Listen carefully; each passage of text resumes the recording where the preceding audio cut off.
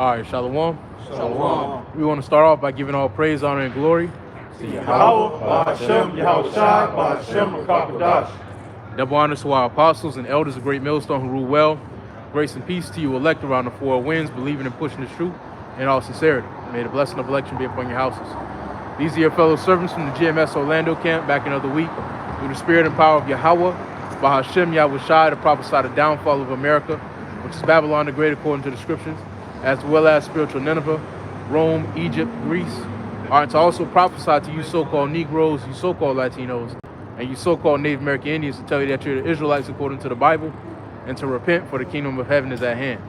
All right, the title of this lesson is The Hopeful Year of Destruction and Deliverance. Isaiah 61, starting at 1. The Spirit of the Lord power is upon me, because Yahweh hath anointed me to preach good tidings unto the meek. He has sent me to bind up the brokenhearted, to proclaim liberty to the captives, and the opening of the prison to them that are bound, to proclaim the acceptable year of Yahweh and the day of vengeance of our power, to comfort all that mourn. And that's what we're doing, coming into this so-called new year. We're continuing to preach or herald in the Lord's second return. We're continuing to preach Yahweh Shai's second return to the earth, in which he will establish justice and judgment in the planet, man. And wherefore righteousness will go forth throughout the planet Earth. We're heralding that in. As the years go by, as the years continue, it's the same message. But what's different now is the message is even closer than it's ever been, man. The message being fulfilled, the message turning into a reality is closer than it's ever been, man. It's closer than it was 5 years ago. It's closer than it was 2 years ago. The Lord is closer than he's ever been, and we know that by measuring the times through prophecy. We see that the Lord is getting ready to move concerning the mark of the beast in World War III, as well as famine, both of the word and of bread. The love of many is already waxing colder. The persecution of the Lord's men, the Lord's elect, is rising up as we speak. You have different happenings that are painting a dark light over this ministry that was really set forth to shed light upon those who have the eyes to see and the ears to hear. You got it? Isaiah 51 and 14. The captive exile hasten that it may be loose. And the captive exiles hasten that we may be loose. We're captive here in America, Babylon the Great. This is not freedom. We don't have any form, shape, or fashion of freedom here in America. We're subject to payments, as well as we're subject under a nation that hates us. This isn't freedom. This is survival. Like the elder Apostle Gabar says at best, every day is another state of survival. And the Lord is coming to establish a state to where we don't have to look over our shoulder. The Lord is coming to establish a world in which we will have an assurance of life. And if you have any type of sense, you will be hastening to be loose from this captivity. And that he should not die in the pit, nor that his bread should fail. Right. And that's what we yearn for, man. We yearn to be loosened, from this hellhole, man. From this captivity that is America, Babylon the Great. Everything according to the Lord's standard is being everything that the Lord set up is being fought against in this society, man, in this world, because of the rulers that be. The rulers that be being the chief heads of Esau Edom, Esau Edom being the so-called white man. The chief of his families being the Rothschilds, the Gettys, the DuPonts, the Oppenheimers, the ones that control the resources, that are allocated to the society. All of them above and below, all the way down to the common Joe Smo, have destroyed the ordinances of the Lord. And if you have any type of sense or any type of inkling of righteousness in you, you hasten to be loose from this captivity, because every facet of this society is wrong. The family structure, the way the money is governed, the way the resources are allocated, the way the educational system is set up, the mindsets of the people, the mannerisms, the so-called customs, all this is off. And the Lord is coming to correct it. And that's part of the gospel that we preach week in and week out. The gospel that is Yahweh Shai's second return, to wherein he's going to establish justice and judgment in the planet Earth. It's Deuteronomy chapter 12 and verse 9. For ye are not as yet come to the rest and to the inheritance which the Lord your God giveth you. Right. This isn't, we haven't come to the rest yet. The promises that were made to our forefathers, when you read the promises that were made to Abraham, to Isaac, to Jacob, all right, this isn't it. America isn't it. We have yet to come into that place of rest. All right, this is just a holding cell, so to speak, all right, for the righteous of our people, for the remnant of our people, all right, to amend their ways and to seek the Heavenly Father in their youth, all right, so that the wrath may be turned away from them in the great day of judgment, man. This is just a holding place, all right, for us to reconcile to the Lord, man, for us to acknowledge our sins, acknowledge our offenses, and turn back to the Heavenly Father through His only begotten Son, Yahweh Shai. Because you can't reach the Heavenly Father without Yahweh Shai, man. Got it. That's supposed to be the attitude when you're incarcerated. You're supposed to reflect on the crimes that you committed. And like Brother was saying, the whole world is a prison cell, but maximum security is here in America. And this is supposed to be the time that we're supposed to reflect, because the Lord only put His people over here because we went off. And this is the place, the time and place where, hey, we pursuant to the prophecies, we will fall away as a nation of people. We will forget our heritage. But in the land of their captivities, as the scriptures say, then will the children of Israel begin to remember themselves. Hey, can we get that in that back up what he just read in Hebrews? I think it's 13 that may continue in city. And can another brother grab Romans 13 chapter, 11 verse 3? And that one in 2nd Ezra where it says 16, where it says the Lord sent the scourges to the water. 13 and 11. Can we get that one back up in first and then read the water? That Hebrews 13 and 14. For here has we no continuing city, but we seek one to come. Right here, America isn't a continuing city. We don't have a continuing city here. All right, but we seek one to come. All right, we seek for the promises that were made to our forefathers to be fulfilled, man. All right, because we understand that this present world is contrary to the Heavenly Father, all right, and all the ways that He set up, man. Everything here is, you could go into it all. You know, we've been into it all. We've been into every topic imaginable. All right, from the society to the economics to the housing markets to the history. We've been into all the topics that America has polluted, man.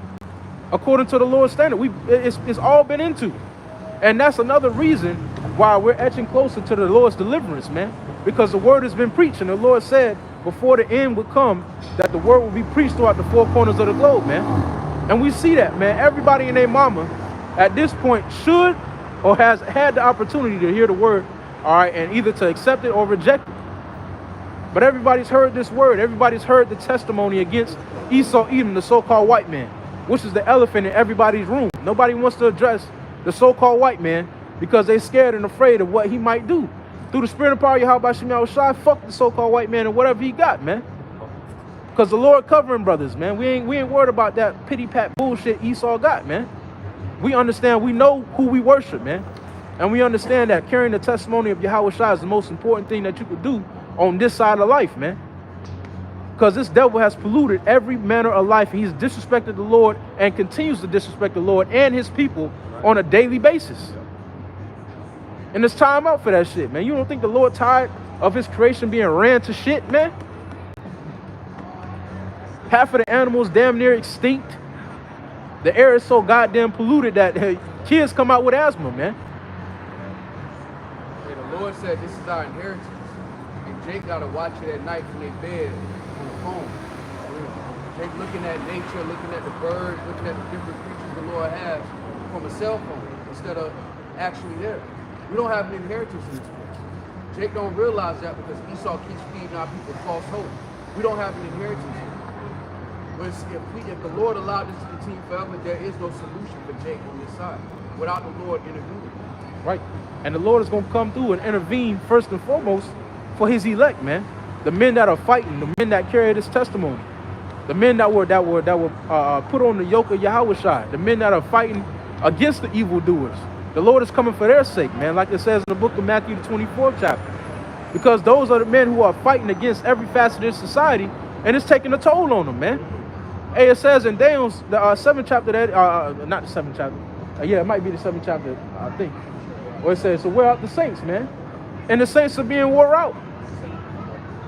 I got it. Come on. It's Daniel 7:25. And he shall speak great words against the Most High, and shall wear out the saints of the Most High, and think to change times and laws.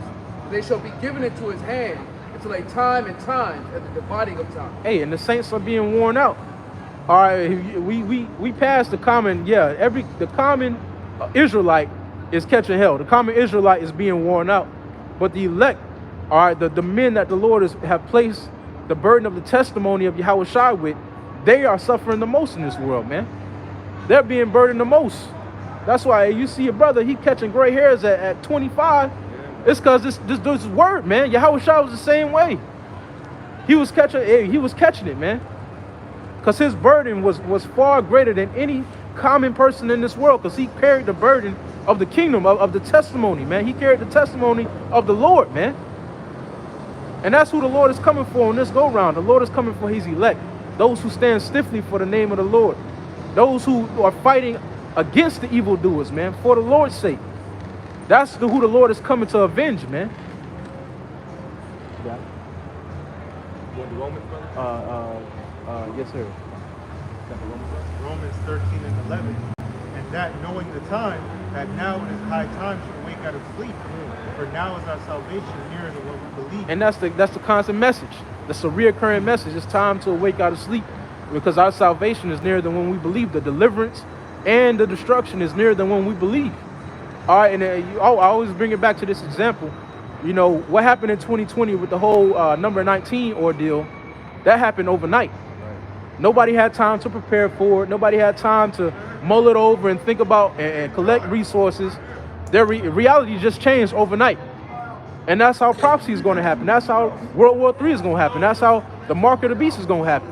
One day you're going to wake up and shit just going to be different. It's just going to be, your life is going to be totally different. You're not going to be able to go to the grocery store and buy what you want without taking that mark. You're not going to be able to go outside of your house and not hear chaos and screams of helplessness. You're not going to go into the next city, march into the next city, all lollygag. It's going to be martial law. And you're going to have to completely trust in the Lord in that day, man. That's the time that we're coming into. And it's coming quicker than what people think, man. And the thing is, the election being rough.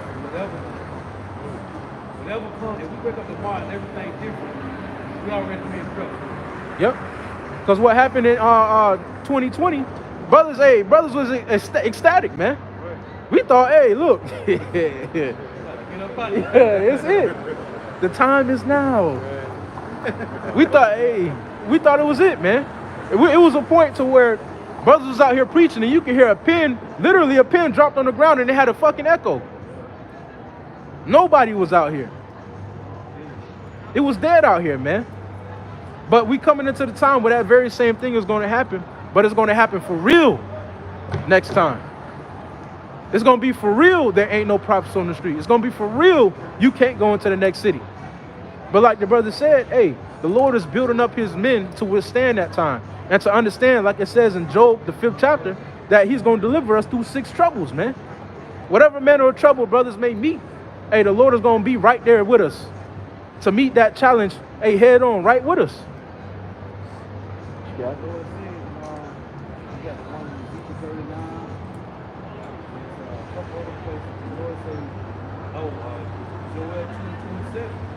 I'm in the midst.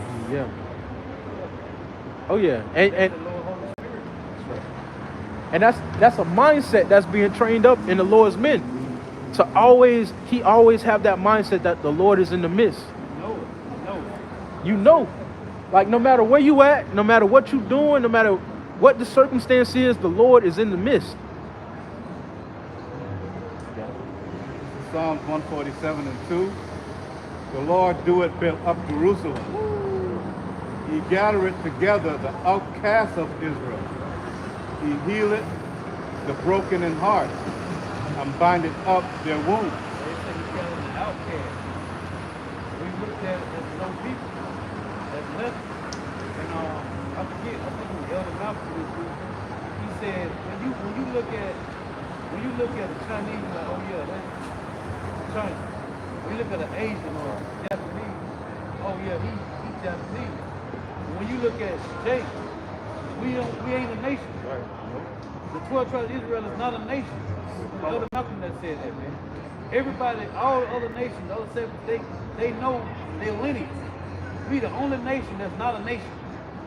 We just speak, spook, sports, monkeys, wetbacks, and savages. Can I back you up real quick, Baba Shah? This is Zephaniah chapter 2 and 1. Gather yourselves together, yea, gather together, O nation not desired. Not desired, right. Hey, And that, get Isaiah 11, verse 11, because that Psalm 147 says he's gathering the outcast, man. hey, that link up right with Psalms the 83rd chapter. It says they came together with one consent to cut us off. Right. And to be cut off means to be outcasted, man. Right. We're the only nation that's not a people, as a nation. But it's true today because we know, hey, that's talking about us, man. That's right. That should make you feel good to know, damn, the Lord really did this. It had nothing to do with the so-called white man. The Lord really made us a no people. So when you read that Hosea, you say, the land will say to them, they are not my people, there shall be said to you, you are the sons of the living power, man.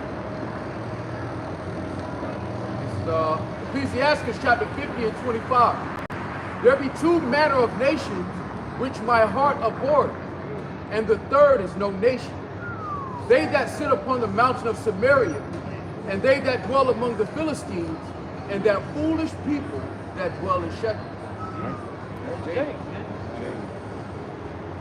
And this is what's called reoccurring over and over and over and over, man. Right. No breaks. No breaks, man. Hey, and it's spiritual too, because like the Lord said, we are a nation. Everything that makes up a nation has been stripped from us, man. Right. A language, land, inheritance, culture, everything that makes up a nation has been stripped. You got the Isaiah? Come. Read that. You want 11 and 11? Yeah. Come on, this is Isaiah chapter 11 and 11. And it shall come to pass in that day that the Lord shall set his hand again the second time to recover the remnant of his people. Right. It said in Isaiah, in Psalm 85, I read the other day, it said, Lord, it say, will you revive us again? Go ahead.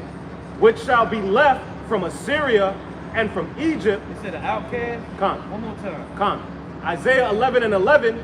And it shall come to pass in that day that the Lord shall set his hand again the second time to recover the remnant of his people, which shall be left from Assyria and from Egypt and from Pathros and from Cush and from Elam and from Shinar and from Hamath and from the islands of the sea.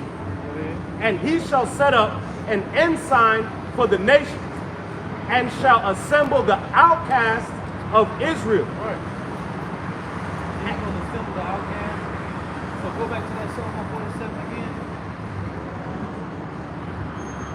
This is a family affair, man. And the Holy Spirit is our heirloom from the Lord, man. And when the Lord, just like the movie before, the Lord stripped us of everything. The brother mentioned everything that we had that made us a nation. The Lord took it and left us with hope, though. Right. We the only nation. And get real quick, get me Psalm 146 and 3. Even the Palestinians got a representative to speak on their behalf. Right. Right. Psalms 146 and 3. Yeah. Put not your trust in princes, Keep reading. nor in the sons of man, Which is the heathen. We ain't put our trust in the so-called white man. Go ahead. in whom there's no help. Ain't no help in this nigga hand, man. Say the Lamentations 4:17. Keep reading. His breath goeth forth, Right. They die. Go ahead. he returneth to his earth. Go ahead. In that very day his thoughts perish. His thoughts perish. Go ahead. See, Happy so is- we ain't putting our trust in the so-called white man. Go ahead. Happy is he Happy is he. This is the point I want. Go ahead. that hath the God of Jacob For what? for his help. Go ahead. whose hope Whose is hope in the Lord, is in the Lord, his God. his God. It say, happy is he that had the God of Jacob, not the God of Esau, Right. not the God of the Arab, Right. not the Hindu goddess, the God of Jacob, man. That was a cool stuff. Hey, it said the Lord will raise up an ensign in the latter days. Right. And the prophets are that ensign, that sign, you know, of the building of the Lord's, that third temple, man, that spiritual temple. And I was just thinking, you know, it's the reason why the Lord got the multitude of prophets raising up here in the latter days is because each prophet was an ensign in his time. You know, going back to the Babylonian Empire, it wasn't just Jeremiah that was prophesying. It was many prophets. And you had different, you know, people of the elect that came across those different prophets and were sealed. And the Lord is raising up all the prophets here in these latter days as those ensigns, man. Hey, once again. This is Psalm 146 and 10. The Lord shall reign forever, even thy God, O Zion. Unto all generations praise ye the Lord. The Lord never changed. He's our God from the first generation to the last.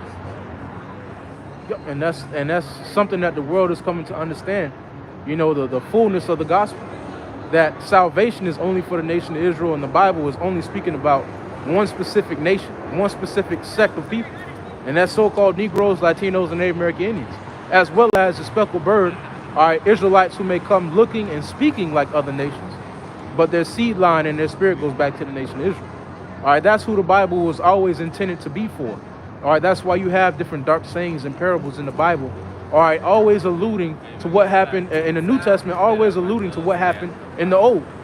It's because the New Testament is just a continuation of what happened in the Old, a fulfillment of what happened in the Old. And then also you have the Apocrypha to further solidify the Gentiles in the New Testament as being those Hellenized Jews or Jakes, all right, Israelites, all right, who took on the Greekish fashion, man, the Greekish customs, all right, and they became as like the Grecians. But hey, the world is coming to that realization, and the elect are coming to that realization, whilst everybody else is just continuing to have a hard heart, you know, continuing to forbear the message and the truth of the Bible, man. Psalm 73, Esau said, "O Lord, without awakening, thou shalt despise that image." Right. Well, the head person that's been despised is the so-called white man. All the other nations, you know, when you read Isaiah 25, the Lord said he was destroyed in this mountain, the face of the circumstance over all people. Well, the so-called white man that gave other nations their terms, their names, like he covered himself by false names. So the Lord said he's going to despise that image. It started with the so-called white man. And now everybody learning who the heathens is, who we are. Yep. Because the Lord didn't name the Moabites Chinese. Right. So when the Lord awoke, he was like, I didn't call them that. Right. That ain't their good. Why is it? The Lord said he was going to make inquisition into the council of the ungodly. Right. And now it's being exposed, and we're finding out that Esau was walking around the earth like he was a symbol of progress. And he's not. He's the source of all of these issues. Imagine skipping to a Nigga point fingers, like he running shit. 4 fingers pointing back at Hey, him. that was because the Lord was asleep, man. yeah. Now the Lord has awakened, man. And it's trouble, man. You know, Hey, trouble. imagine trying to skip to the end of a book without understanding who the characters are and their significance. Right. You can't understand what's happening, man. What has happened. You have to start at the beginning of a book, and you have to have an understanding of who the characters are. That's why in any novel that you read, you have a development stage to where they introduce a character and they go into his history. They give you a backstory and they make you understand who he is and where he's coming from. That's what the Bible is, man. It gives you the whole backstory of the nation of Israel. And then you go further and you follow the story to the Apocrypha, to the New Testament. And like the brother said, the key component to these mysteries being revealed was the Lord revealing who Esau Edom was and the other nations. Now we know who the characters in the Bible are talking about. Now we know the so-called Chinese is the Moabites. We know the so-called white man is Esau. And the chief, the head of Esau is Amalek. This is Isaiah 42 and 23. Who among you will give ear to this? Who will hearken and hear for the time to come? Only the remnant. Who gives Jacob for a spoil and Israel to robbers? Did not the Lord, he against whom we have sinned? For they would not walk in his ways, neither were they obedient unto his law. Yeah, Esau is just a symptom. His rulership over us is a symptom to a bigger problem. You know, if you took all of these jakes right now, put them back in the land of Israel, we would be back on this side of the earth in about 40 years at the max. Because it's not an issue of location, it's not an issue of economics, it's an issue of disobedience. And that's why 2/3 of our people are going to be purged, and they got to come back to the elect. Because that's that reoccurring cycle of disobedience. Back up to Elvin. It's Isaiah 29, about 18. And in that day shall the deaf hear the words of the book, and the eyes of the blind shall see out of obscurity. Hey, that's what he said in Isaiah 43:8.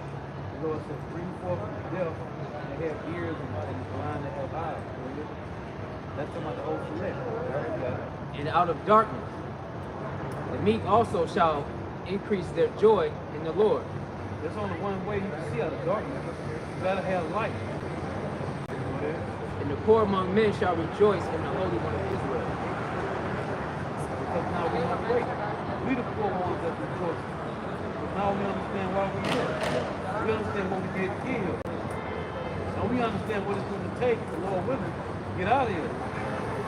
It says that in Revelation, the 2nd chapter. It says, thou art poor, but thou art rich. He's paraphrasing. Rich in spirit, that is. Rich in the faith of Yahweh by Shem Yahushai. That's our element, man. The Holy Spirit, the faith, the wisdom, knowledge, and understanding, that's our element, man. Yep. Nobody else can get this. When you go put the Deuteronomy chapter 4, the Lord said, this is our wisdom in the sight of the nation. It's an heirloom, man. And that's him because the Lord said you're not supposed to measure wisdom to riches. Right. The things that this place covets, the things that are of grave importance to this place, man, that's a low thing, man, to the elect. Lord gave all these nations everything but that, man. Right. They got access to everything but the Lord. And we all we got is access to the Lord, That's which is it. all we need. That's it. We don't got no access to none of the resources. Right. But we got access to the Lord though. Yes, sir. The heathen got access to everything in the earth, but they can't touch the Lord. They can't get to the Lord. Where he at? Looking at him. Access denied. Right. Access tonight. That's title 411. I got one real quick. This is a quote from Sir Isaac Newton. It says, it's quoted as saying, about the times of the end, a body of men will be raised up who will turn their attention to the prophecy and insist upon their literal interpretation in the midst of much clamor and opposition. The Lord had that Edomite to write that, man.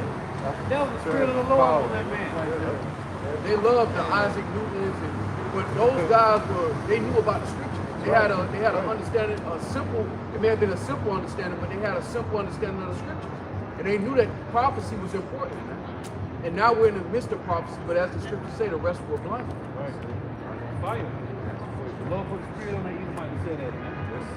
And then he moved away from it. Right. And everything after that, a bunch of bullshit.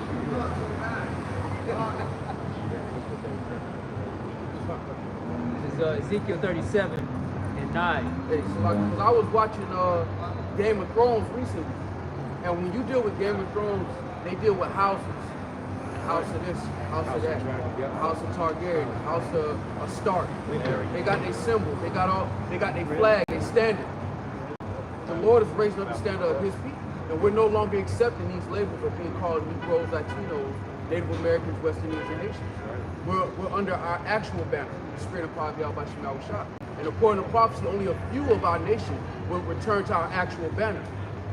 Because 2/3 of our people still follow the labels of the people who have oppressed and destroyed them. Hey, and nobody can disagree and say, who conquered the so-called Haitians? Who conquered the so-called Haitians? French, right? One common foe. The French, right? What's their nationality? Edomites. So-called white man. Who conquered the Jamaicans? The British, right? What's their nationality? Edomites. So-called white people. Who conquered the Negroes? Well, what's their nationality? Edomites. So-called white people, man. That's why you gotta take that covering cast off. Right, the Spaniards, they're the conquistadors, man. Yep. We know. We know, man. The Lord has awakened, man. That's the only way we can. Hey, there is no other way, man. The Lord is awoke, man. And the Lord said He would set us in order before their eyes. Before their eyes, man. And to tell you in Wisdom Solomon 2, the Edomites know we was made to reprove their thoughts, man. And that's why when you get close to Edomites, they feel threatened. Because they know if they was in your position as a nation of people, they wouldn't settle for That's right. They'll kill for it. They'll kill right. like this. That's why whenever you catch a so-called white person off guard, you just walk beside them, you in a rush, they get panicked. They start looking crazy. Because they expect that get back. Because they know what they would do if they was in this position.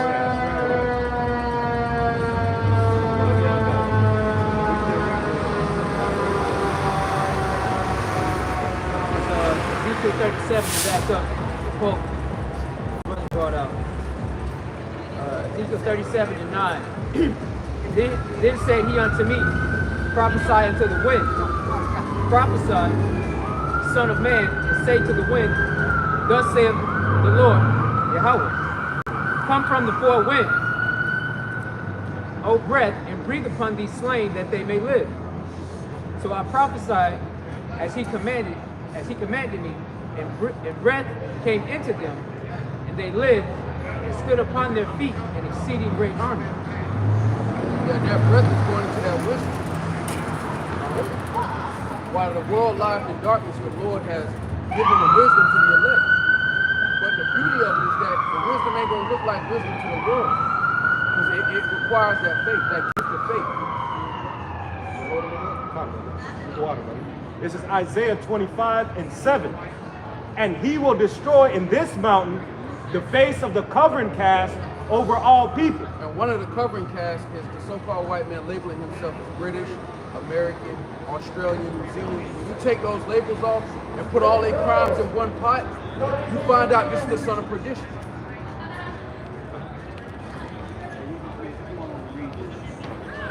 It's 1 Corinthians 1 and 25. Because the foolishness of God is wiser than men, and the weakness of God is stronger than men.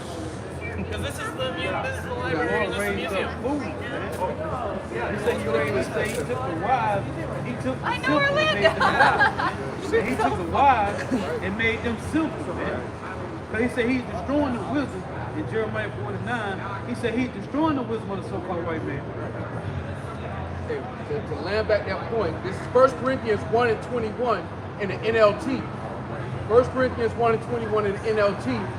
Since the Most High in his wisdom saw to it that the world would never know him through human wisdom, he has used our foolish preaching to save those who believe. The Lord did. Hence, you see that science, or science falsely so-called, is being cast down. It's being confounded through the spirit and power of Yahweh Shem Yahushua in the scriptures. Everything that Scientology has set up, or the so-called white man has established through his so-called science, is being cast down through the word of the Lord, man. That's narrative, right? Narrative. One of the words for narrative is story, history, right? They control the history at the time. They control the narrative. They don't control the narrative no more. Now we found out through the Bible that the history that the so-called white man set up is a lie, man. Give me the word narrative again. Let's get that again. It was history, story, report. Let's get the other words out of there. Because we return to our own narrative. Right. And Esau don't like that because he's used to dictating our narrative. Oh. Well, y'all gonna be colors. Right. For 10 years. Oh no, you know what? We're gonna call y'all black now. Right. And we're gonna make y'all think y'all came up with the idea. Now we return to our narrative. You got niggas like Vocal Malone stalking brothers. Right. You got it? So hit that word and then go to the one on Chronicles. You click on Chronicles and read that. Go ahead. It says account, a story, Account. Everything in the Bible is accounts about the Hebrew Israelites and what happened. Go ahead. Yeah, the scriptures don't address the house of Moab directly. Right. The Lord addressed them concerning Israel. Something to do with Israel. Whenever you see a house come into play in the scriptures, it has something to do with Israel. After this nation rule, after this nation rule, after this nation rule, I'm gonna give y'all what I promised you. Right. Against y'all family, against the house of Israel. That's the centerpiece concerning the nations on earth. Hey, that bitch mentioned Ishmael one time. He gonna be a wild man. And that was it out there. That nigga been in the woods with AKs ever since. Right. Abraham had 6 other sons for Keturah. Right. There is no mention of them. Not one. Where they at? There is no other mention of Abraham other 6 sons, man. Go ahead. And why the scriptures ain't say, why Paul ain't say there is neither Jew nor Moabite? Right. Right. Why he ain't say that? Why he ain't say there's neither Jew nor Hamite? Why he went straight to Greek? Because it was Jakes that had converted to that. Like we're in the so-called land of America, the American country. A lot of our people identify as Americans. But when we tell them, look, your nationality is actually your part of House of Israel, they reject that for those labels. That's why Paul was saying there's neither Israelite or Jew or black conscious. No, you're a part of the House of Israel. You're an Israelite. All these labels that you use, no, you belong to this house. Come back to the banner. Come back to the standard.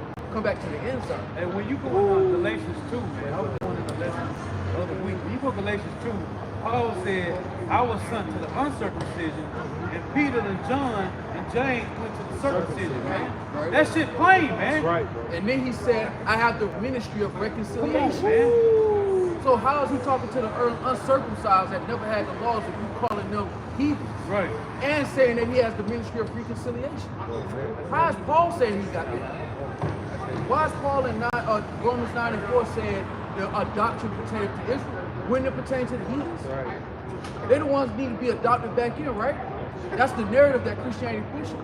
It don't hold weight when you go precept upon precept. They can't back that shit up. And if I can expound on what the brother's saying, when the Lord does, okay, mention other nations, he mentions them in a derogatory form, man. Right. The scripture says that Moab is going to be my wash pot, man. Hey, the scripture says in Obadiah 1, come let us rise up into battle onto Mount Seir, man, which is Esau, Edom, man. These other nations have nothing to do, according to Jeremiah chapter 3 and 22, has nothing to do with the salvation of Israel. I got to land back that point. In Psalm 60 and 8, Moab is my wash pot. Over Edom will I cast out my shoe. Philistia, triumph thou because of me. Right. All right, so the Lord, Moab and Edom, the Lord, them darts, them bars for them, direct towards them. Did the Lord change his mind in the New Testament and say, you know what? I was pretty angry. I was my bad. I had it all wrong. I'm gonna switch up the whole program. No, that's not what happened. Hey, this is Galatians 2:7. You read, but the contrary-wise, when they saw that the gospel of the uncircumcision was committed unto me, as the gospel of the circumcision was unto Peter. So this ain't him. The uncircumcision was the Israelites that was following the custom. Right. It's plain. Anyway, get that definition of the narrative. And then again, Paul said he has the ministry of reconciliation. Right. So he's sent to the uncircumcised, but he's given the ministry of reconciliation, showing you that those who were being reconciled were Israelites who were in an uncircumcised state of mind. Hey, if I can read this, how he said it, right? Because Paul knew they was Israelites. This is Galatians 2 in verse 5. To whom we have placed, let me start at 6. He said, but of these who seem to be somewhat, whatsoever they were, it maketh no matter to me. God accepteth no man's person. But they who seem to be somewhat in conference added nothing to me. But contrariwise, when they saw that the gospel of uncircumcision was committed unto me, as the gospel of the circumcision was to Peter, for he that wrought effectually in Peter to the apostleship of the circumcision, the same was mighty in me towards the Gentiles. And when James, Cephas, and John, who seemed to be pillars, precede the grace that was given unto me, they gave me and Barnabas the right hands of fellowship, that we should go into the heathen, and they unto the circumcision. Right hand of fellowship. Forearm and shake, man. Come on, man. Because his job through the Spirit was to go to those Israelites who were in the uncircumcised. They were uncircumcised in their heart. They weren't actual heathens. They were Israelites who were uncircumcised in their heart. Real quick to back that point up, there's Deuteronomy 10 and 16. It says, circumcise therefore the foreskin of your heart and be no more stiff-necked. The Lord is talking to Israelites when he say that. So if you have a stiff-necked Jake, which the Lord calls our people stiff-necked, Right. they're considered uncircumcised. As a matter of fact, let me back you up. Ezekiel, since you're making this point, this is Ezekiel 3, in verse 6. It reads, not too many people of a strange language, not too many people of a strange speech and of a hard language, whose words thou canst not understand. Surely had I sent thee to them, they will have hearkened unto thee. So the Lord said, if I had sent thee to the heathens, they would listen. But the house of Israel would not hearken unto thee, but they would not hearken unto me. For all the house of Israel are imputed and hard-hearted. See? Hey, and if you notice the trend, the brothers are going to the Old Testament to validate the New Testament, man. Because everything written in the Old Testament, New Testament is just a continuation of what happened in the Old. The Old Testament is the foundation for the New Testament. And if you won't understand nothing brothers are saying if you don't know the history, man. That's why Apostle Jahar said all the time, you have to know the history. Because you have to ask, okay, how did they reach that point? If there was prophesied to be the Babylonians, the Greek and the Roman Empire, all right, was prophesied to happen, and Matthew continues in the Roman Empire, what happened to the Greek Empire? Right. Does the Bible not speak about that? Yeah, it do. Daniel. The book of Daniel, chapter 2, 7. So if you know that history, Daniel chapter 8, tell you how Alexander took down the Persian Empire, man. So what happened during the rest of Alexander the Great Empire? Because it don't go into it no more. exactly. So the Israelites disappeared and then reappeared all of a sudden in the Roman Empire after Alexander the Great. Daniel 11 goes into what was going on in the Greek Empire with the wars with Seleucus and Ptolemy. It goes into it. Hey, that's why the scriptures are beautiful, man. Yeah. Because they give you literally everything you need to know. That's why Yahweh said, he thanked Yahweh and he hid it from the wise and prudent and revealed it unto babes, man. Because you gotta mention what happened in the Greek Empire, man. But you know what? You wouldn't care if this ain't your family. Right. That's why it. Christianity, That's they it. gloss over the scriptures, But the they fine don't parts care. they like because it's not their family. They don't care. They detach from it, it's not Yep. their family. Yeah. Because between when you stop in the book end in Malachi, before it got to Matthew, that was a 400 years. They called it 400 years of silence. Right. It wasn't no silence, man. Between Malachi and Matthew was 400 years. And in my 1465 King James Bible, it said the 400 years of waiting on the Messiah, man. I could pull the book out right now. They got the whole, from Malachi to Matthew, the whole bridge, what was going on. It was the Greek Empire, man. The Lord pressed pause on the game. Right. Hell And then no. press resume in Matthew. No, man. It was the Maccabean period, man. It's called the 400 years of waiting on the Messiah, man. Hey, to bring to light what the brother mentioned, that's Joel, the 2nd chapter. He mentioned it earlier, but that's Joel 2 and down to 32. I'm the Lord your God and none else. Right. And then it mentioned ye men of Israel. Right. Hear these words. In Acts 2. This is Romans 11 and 2. God has not cast away his people, Right. which he foreknew. Wote ye not what the scriptures say of Elias, who he maketh intercession to God against Israel, saying, okay, I'm going to get that in NLT. Romans 11 and 2. No, God has not rejected his own people, whom he chose from the very beginning. And that's a weak argument that Christians present, that since so-called, you had Negroes that rejected the Lord and gave the Lord up, that the Lord just opened it up for everybody. That's false, man. The Lord didn't reject his people, man. No, just because they gave him up. They're just 2/3, man. That's it. Do you not realize what the scriptures say about this? Elias the prophet complained to God about the people of Israel and said, So let me get this. Because again, going into that uncircumcision, those are Israelites. It was always involved in their house, their family.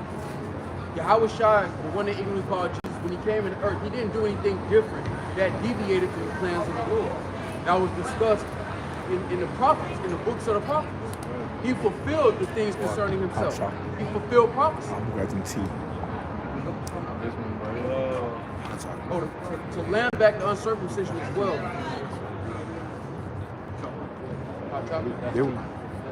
He want no, that's hot chocolate. You want tea? Yeah. Y'all hot chocolate. No, that's hot chocolate. Salaki. The water. This is Leviticus 26 and 41. And you know what, let me start up. Leviticus 26 and 40. If they shall confess their iniquity and the iniquity of their fathers with their trespasses which they have trespassed against me, and that also they have walked contrary unto me, and that I also have walked contrary unto them, and have brought them into their land, into the land of their enemies, if then their uncircumcised hearts be humbled, and they then accept of the punishment of their iniquity, then will I remember my covenant with Jacob, and also my covenant with Isaac, and also Leviticus 26, and also my covenant with Abraham will I remember, and I will remember the land. So this is prophesied to happen. So when Paul is saying he's sent to the uncircumcision, this goes back into that prophecy. I sent y'all into y'all enemy's land, but if y'all circumcise that uncircumcised heart of y'all, I'll give you mercy. And that's what we're confident in. We're not confident in our works because all of our works combined is filthy rags in the eyes of the Lord. But we're confident that the Lord is the power of his word and that he will have mercy, Lord willing. Well, that's fine. Wow. Yeah, I got it. This is Isaiah 43 and 25.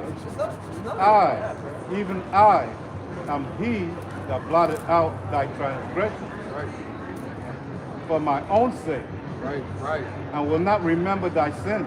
Yeah, because Christianity is trying to make the Lord a liar. Why would the Lord make a promise to our forefathers just to give it to everybody? What's the point? What makes it special?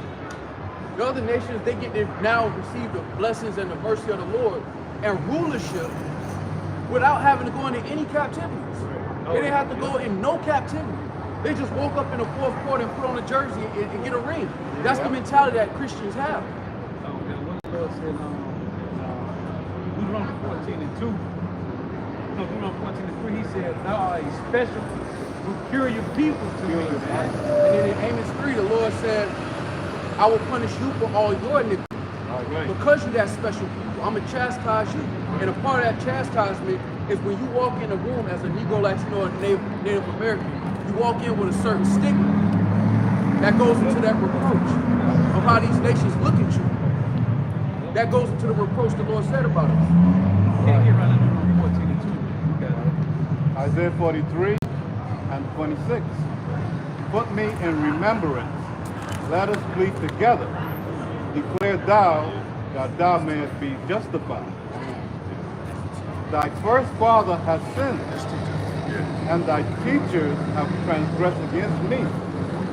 Therefore, I have profaned the princes of the sanctuary and given up Jacob to the curse. Yeah, we've been profaned. We've been profaned and reviled on this side. And Jake want to stay in this. Jake want to stay in this condition. It's an embarrassment we're an embarrassment as a nation of people on the earth right now. And the Lord did that to us, but it should vex you to a point where you desire a solution. You desire rest. You desire to get out of that predicament. Not to raise your bag and get a bigger bag, because that's not going to change the reputation of your people. And I have given Jacob to the curse and Israel to reproach. And what is the curse? The curse is your eye shall be evil towards your brother. A wife, her eyes shall be evil towards the husband, which goes into those broken homes. All right, being the tail and not the head, having to go to your enemies for the want of all things, because you lack things that you need to sustain your family. And you gotta put your pride to the side and go to the people that hate you and beg them for something, man. You got households where the father raising the kids and the mother leaves. You got households where the mother raising the kids and the father leaves. Well, that's in Deuteronomy 28 and curses, man. That's what now everything makes sense. Right. Now we understand why what happened to us, man. And it's beautiful because Esau used those things to say, you niggas, y'all, with y'all broken homes, your 5 baby dad. Well, guess what? Then you look at the scripture and you find out, oh, well, that's us then. Yeah. No, we ain't say it like that. That's what the Lord said. We don't care what you say.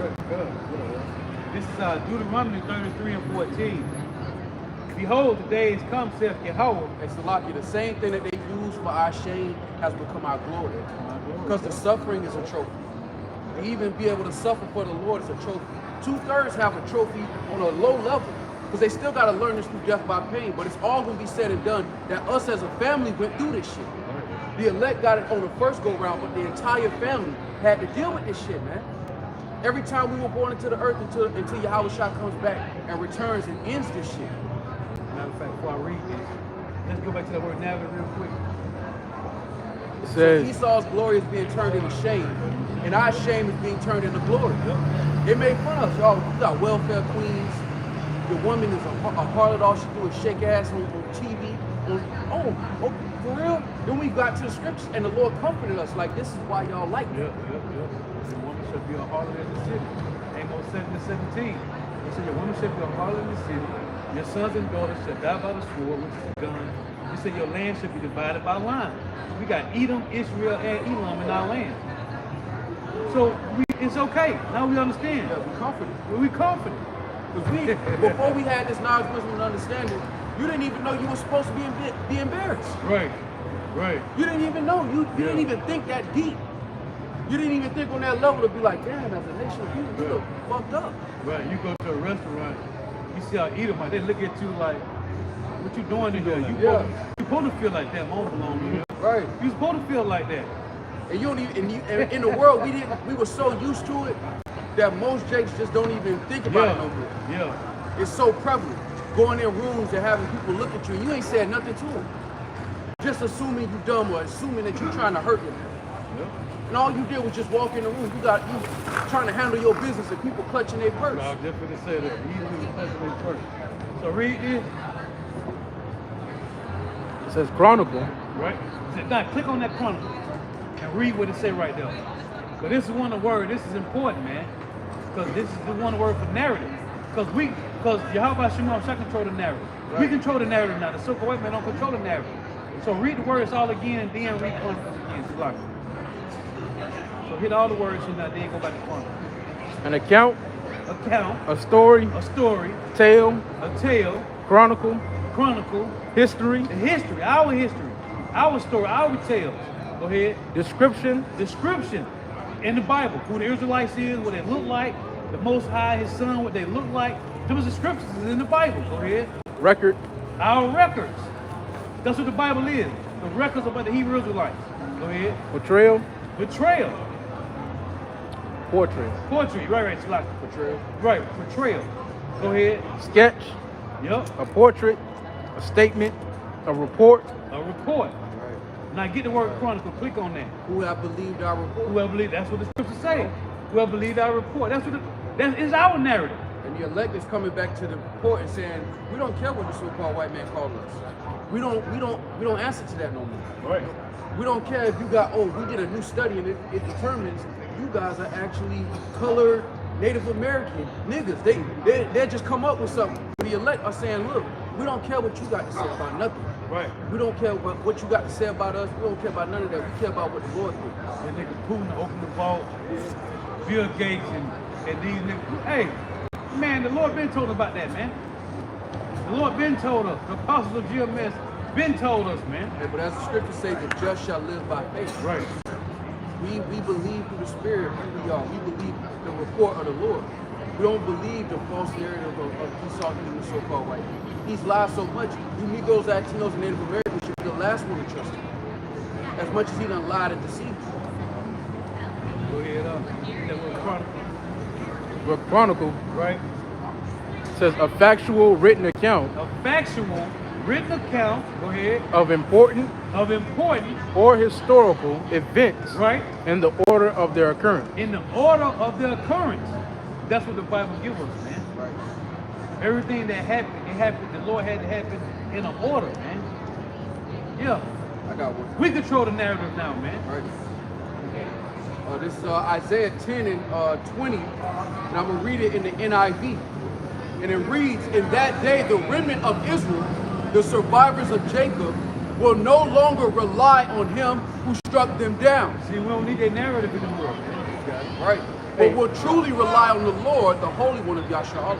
Hey, it's beautiful too because the Lord got a whole books called Chronicles, man, where it Right. chronicles the history of the Lord, the chosen lineage, man. Yeah, the kings. King, and man. First Chronicles, the first chapter goes into the lineage of the chosen. Abraham. The chosen. 'Cause Abraham, his 6 sons of Keturah. Yeah. Is in Ishmael and Isaac, man. Yeah, it's all in there. In the first chapter of Chronicles. You're right. And so the Lord give you the narrative, but the narrative was hidden, you know, for ages to be revealed here in these other times, you know, by the remnant. Hey, give me Jeremiah 33, start at 14. Yeah, so we no longer need the validation of these other nations. You know what's crazy? The East Indians, they believe in millions of gods. Right. You don't see a guy like Vocab Malone going to them and saying, what y'all believe in, that ain't true. Nobody trying to press them and say to change how they think. But they press to change how you Negroes, Latinos, and Native Americans think to make you, again, docile. Because they think that Negroes, Latinos, and Native American Indians are nothing worth. Right. The reason why he won't go to no East Indian and say that, because they'll jump on his ass. Yeah. Mob. They'll get mobbed. They'll jump on his ass. Moabites will jump on his ass about Buddha and all them other guys they believe in. Indians, yeah, they got evil. Yeah. They'll jump on vocab ass, man. Go over there and try to eat steak if you want to. You're going to have a one-way ticket back to the Lord. And But that's nobody tell them, hey, they crazy. They have whole festivals where they throw cow shit at each other. exactly. And nobody look at them and say, y'all crazy. But you know what? At the same time, they don't give a fuck. They don't care what no other nation say. They still gonna have their own festival. We're returning to our heritage. We're returning to our culture. And we don't care what these other nations think in the spirit. Jeremiah 33 and 14. Behold, the days come, saith the Lord, that I will perform that good thing which I have promised unto the house of Israel Right. That good thing was he comes to us. Go ahead. and to the house of Judah. Right. In those days and at that time will I cause the branch of righteousness to grow up unto David, and he shall execute judgment and justice and righteousness in the land. In those days, shall Judah be saved, and Jerusalem shall dwell safely. And this is the name wherewith she shall be called, the Lord our righteousness. For thus saith the Lord, David shall never want a man to sit upon the throne of the house of Israel, neither shall the priest of the Levites want a man before me to offer burnt offerings, And Levi, the priesthood, go to all 12 tribe men now. Will. and to kindle meat offerings, and to do sacrifice continually. Right. And the word of the Lord came unto Jeremiah, saying, Thus saith the Lord, if ye can break my covenant of the day, Right. and my covenant Go ahead. and my covenant of the night, Which is the moon. Go ahead. and there should not be day and night in their season, then may also my covenant be broken with David my servant. Right. Now, it said with David my servant, because the Lord said in Psalms 89, David's throne shall be, first he said, as the days of heaven. Then he said his throne going to be as the sun before him, and as the moon. So this is why Jeremiah is writing this, because it's from Psalms 89. This because the Lord said he promised David, he swore to him once, he would not break his covenant with David, that his throne shall be at the days of heaven, as the sun and the moon before him. Go ahead. It says, Then may also my covenant be broken with David my servant, that he should not have a son to reign upon his throne. Right, which is Yahushua, the Messiah. But this is about the lineage of David. This is why Christianity don't want to deal with this, man. Because when you deal with David, the throne of David, David had all the heathens in subjection, man. So this is why Christianity don't want to deal with the throne of David. Because the throne of David, the lineage of David, is the 12 tribes of Israel. So now you got to deal with that. Go ahead. And with the Levites, the priests, Right. my ministers. As the host of heaven could not be numbered, neither the sand of the sea measured, Right. so will I multiply the seed of David, my servant, See? and the Levites that minister unto me. Go ahead. Moreover, the word of the Lord came to Jeremiah, saying, Considerest thou not what this people have spoken? Saying, the two families which the Lord hath chosen, Right. he hath even cast them off. Read it again, call it again, and read it. Jeremiah 33 and 24. Considerest thou not what this people have spoken? What these people have spoken. What people? The heathen. 17 heathen nations. Because they remember, when you go back to Psalm 83, they all came together to take us down as a nation. So it's these people that's saying this. Go ahead, one more time, Mark. Considerest thou not what this people have spoken? Saying, the two families which the Lord hath chosen, The two families, the southern and northern kingdom of Israel, go ahead. he hath even cast them off. See, they said he cast us off. So the brother read Romans 11. Go back to this real quick. Romans 11 and read 1 and 2. Stay right there. All right? Yep, 1 and 2. Romans chapter 11, verse 1. But this is the point Paul was making. Go ahead. I say then, hath the Most High cast away his people, Yahweh Shemel forbid. Right? For I also am an Israelite of the seed of Abraham, of the tribe of Benjamin. So Paul said, have the Lord cast away his people? He said, God forbid, for I also am an Israelite, right, of the seed of Abraham from the tribe of Benjamin. So Paul said he is so-called Jamaican, right? So go back to that. Jeremiah Read that line again. 33 Yep. and 24. It says, Considerest thou not what this people have spoken? Right? Saying, the two families which the Lord hath chosen, He did what? he hath even cast them off. So that's what Paul's saying. Have God, one more time, one more time. Have Consider, God, no. We want to read Romans. Stay right there. I like to make them bitches hit together. Romans 11 and 1. I say then, hath Yahweh Shemel cast away his people. Read it verbatim so we can line up with that Jeremiah. I say then, hath God cast away his people? Right. God forbid. God forbid. What? For I also am an Israelite of the seed of Abraham, of the tribe of Benjamin. So go back to this. So this is Paul reiterating what Jeremiah said. Go ahead. Considerest thou not what this people have spoken? You got a question? Oh no, I just thought this was really interesting. Sorry for interrupting. Please continue. Go ahead. You got it. Considerest thou not what this people have spoken? Saying, the two families which the Lord hath chosen, The southern and northern kingdom, you so-called Negroes, Latinos, Native Americans, West Indians, and Haitians, 12 tribes of Israel. Go ahead. he hath even cast them off. So they said the Lord cast off his people. Go ahead. Thus they have despised my people. Right. They had despised my people, the Lord said. That's why the scripture talks about us being called proverbs and bywords in America and throughout the country where we were scattered. The Lord scattered us. So that's why we got terms as spicks, spooks, porch monkeys, wetbacks, and savages. That's the name for all 12 tribes of Israel. You so-called Negro, Latinos, Native Americans, West Indians, and Haitians. Go ahead. That they should be no more a nation before them. And what did they do in Psalm 83? They said, come and let us cut them off, that the name of Israel may be no more remembrance. So it was these nations, the 17 heathen nations, that came together to take us down. Go ahead. Thus saith the Lord, if my covenant be not with day and night, Which is the sun and the moon. Go ahead. and if I have not appointed the ordinances of heaven and earth, Right? then will I cast away the seed of Jacob, The seed of Jacob. Go ahead. and David my servant, Right? so that I will not take any of his seed to be rulers over the seed of Abraham, Isaac, and Now Jacob. when you go through the lineage, of Noah's 3 sons, Shem, Ham, and Japheth, the chosen line came through Shem. But then you got Christianity said, oh, we the sons of Ham. No. We the sons of Shem, man. When you go through the lineage. So through that lineage of Abraham, Isaac, and Jacob, the Messiah came out of Jacob's fourth son, Judah.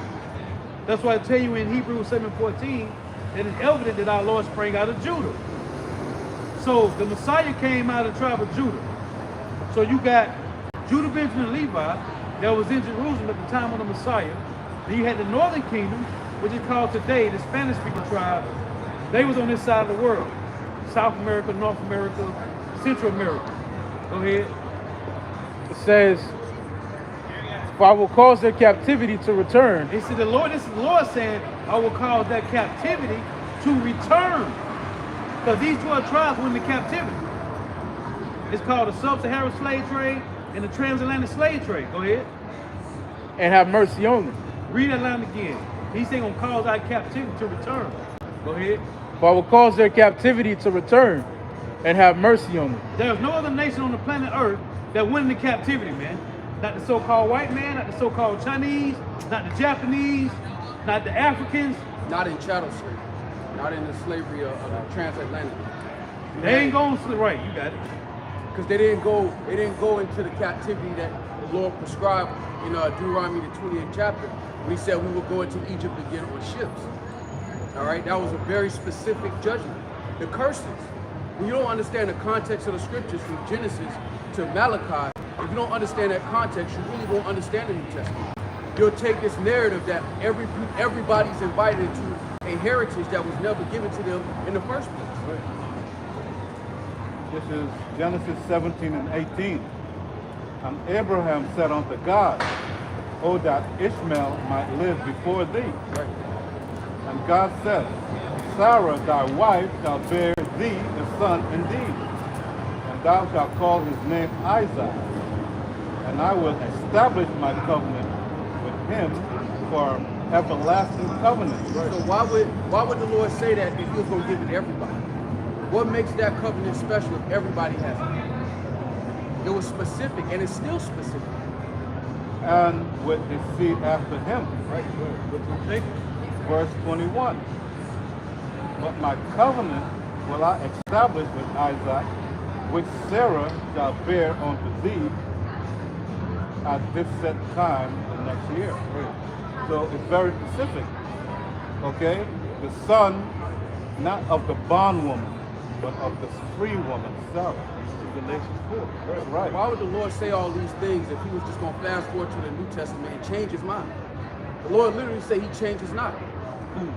And right before the 400 years of waiting on the Messiah, they tell you in Malachi 3, for I'm the Lord, I change not.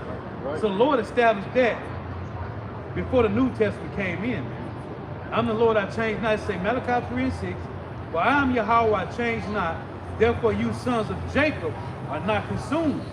So the Lord already knew what was going to play out from the 400 years of waiting on the Messiah through the New Testament.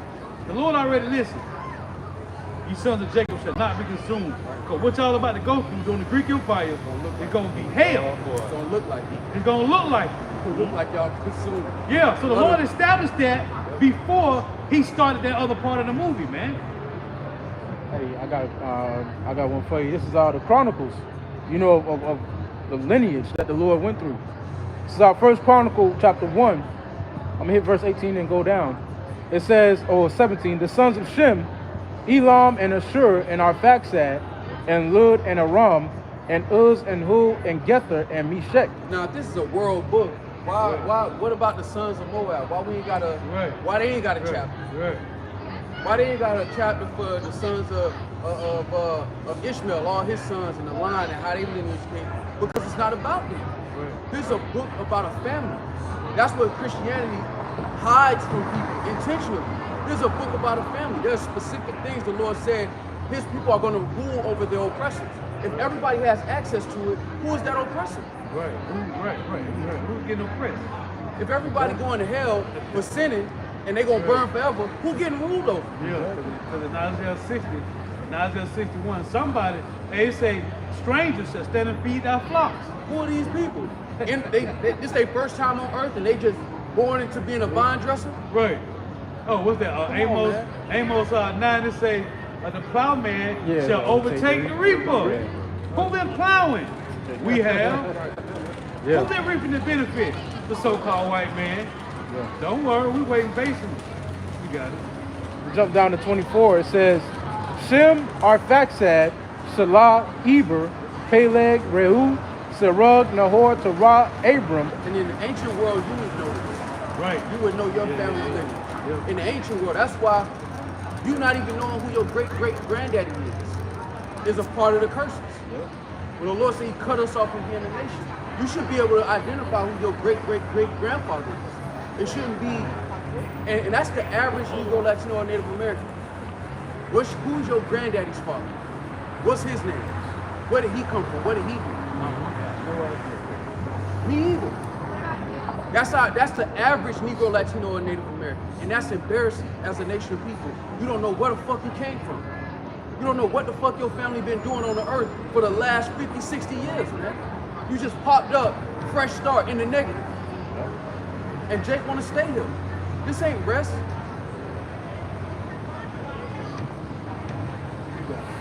Second chapter, it says, these are the sons of Israel, Reuben, Simeon, Levi, and Judah, Issachar and Zebulun, Dan, Joseph, and Benjamin, Naphtali, Gad, and Asher. Then it goes down. When you read down, it goes into the lineage of King David, his sons, King Solomon and his sons. Everybody else go, brother. It does mention Esau and his heritage. But those are the main two characters in the book. The main two characters, man. Because that's who the Lord ate, that you have a protagonist and an antagonist, man. Scriptures is centered on the house of Israel. It's centered on the house of Israel. The New Testament is not different. It's centered on Yahweh first and foremost, and the house of Israel under that. But the volume of the book is about Yahweh first and foremost. But under that, the Lord is directly speaking to his people through the prophets. Man, why do y'all want to serve our power anyway? Y'all got all you heathens got y'all own gods, man. The Bible say y'all, every heathen nation, the Lord gave them their own idols to worship. Why y'all trying to worship the Israelites' God? And but now all the heathens got the mindset of Balaam. And now they think, oh, well, yeah, we see now. Hey, because it don't matter how many lessons comes out on Revelation 5, right, about nations, tongues, and kingdoms. Yeah. In Revelation 7 and 9, about nations, tongues, and kindred. With the word kindred, the Greek refers to phule, right? No matter how much lessons come out, all nations can be saved. And that's why the Lord said already that only a remnant is gonna understand this. Because to the plain things are plain, to the simple all things are simple, man. That's it. Give me that 2 Corinthians 3 and 12. And that's why again I read Galatians 2, right? So Paul said that Peter, James, and John sent him to the uncircumcision, and they went to the circumcision, man. And the brother read in Leviticus was at 26. To show you the Lord say, if they be circumcised humbly. Come on, man. You got it. 2 Corinthians 3 and verse 12. But again, this is only Daniel 7:10. It said the wicked would not understand. Only the wise will understand. You got it. Seeing then that we have such hope, we use great plainness of speech. See, we got hope. We use great plainness of speech. And what it said about the so-called white man's hope? In Job 11 and 20, their hope is to give up the ghost, man. That's the best hope. And that applies to all the heathen. They're the best hope that the heathen got, but they say the wicked, which is some of the so-called white man. But the best hope they got is just give up the ghost, man. Like, how much plainer can you get than the curses? Deuteronomy 28. How much plainer can it get? How much plainer can it get when brothers go precept upon precept, showing you the history behind Gentiles and how we got to that point? Hey, if you hold us on, go on the put us out. He just read. Get Isaiah 43, start at 26 and read the 3 verses. But that was it. As you were forsaken and hated. Right. Like every nation got a proverb and Bible. We don't go over there and fuck with the so-called Arabs. We ain't drop no bombs on them. They got a derogatory name for us. Because of the so-called white man. We ain't depriving the Africans of food, but they got a derogatory name about us. Them Africans hate our ass. The same one that's dropping bombs on them and starving them out, when he come over there and visit, they treat him like a king. Kush catch a hell now. Kush over there catch a hell now. Yeah, Kush out. Isaiah 43 and 26. Put me in remembrance Let us plead together. What the Lord do? He put us in remembrance. That's what Peter said. He's going to stir up our pure minds by way of remembrance in the last days. One more time. Put me in remembrance. Let us plead together. Right. Declare thou that thou mayest be justified. Thy first father have sinned, and thy teachers have transgressed against me. Right. Therefore I have profaned the princes of the sanctuary. Read the prince. They tell you that in Lamentations 4. Right? The precious sons of Zion. Go ahead. And I've given Jacob to the curse. To the curse, man. When you read in Revelation 22 and 3, we are under the curse until the Messiah returns, man. Go ahead. And Israel to reproach. And Israel to reproach. That's what we call speak spooks, porch monkeys, wetbacks, and savages. Negroes, Latinos, Native Americans, West Indians, and Haitians because of the reproach. Right. And 3/5 of a human being. Right. Oh yeah. We 3/5 of man still in 2025. The so-called white man said that Negroes, Latinos, Native American, West Indian, and Haitian men are 3/5 of man. What the fuck is that?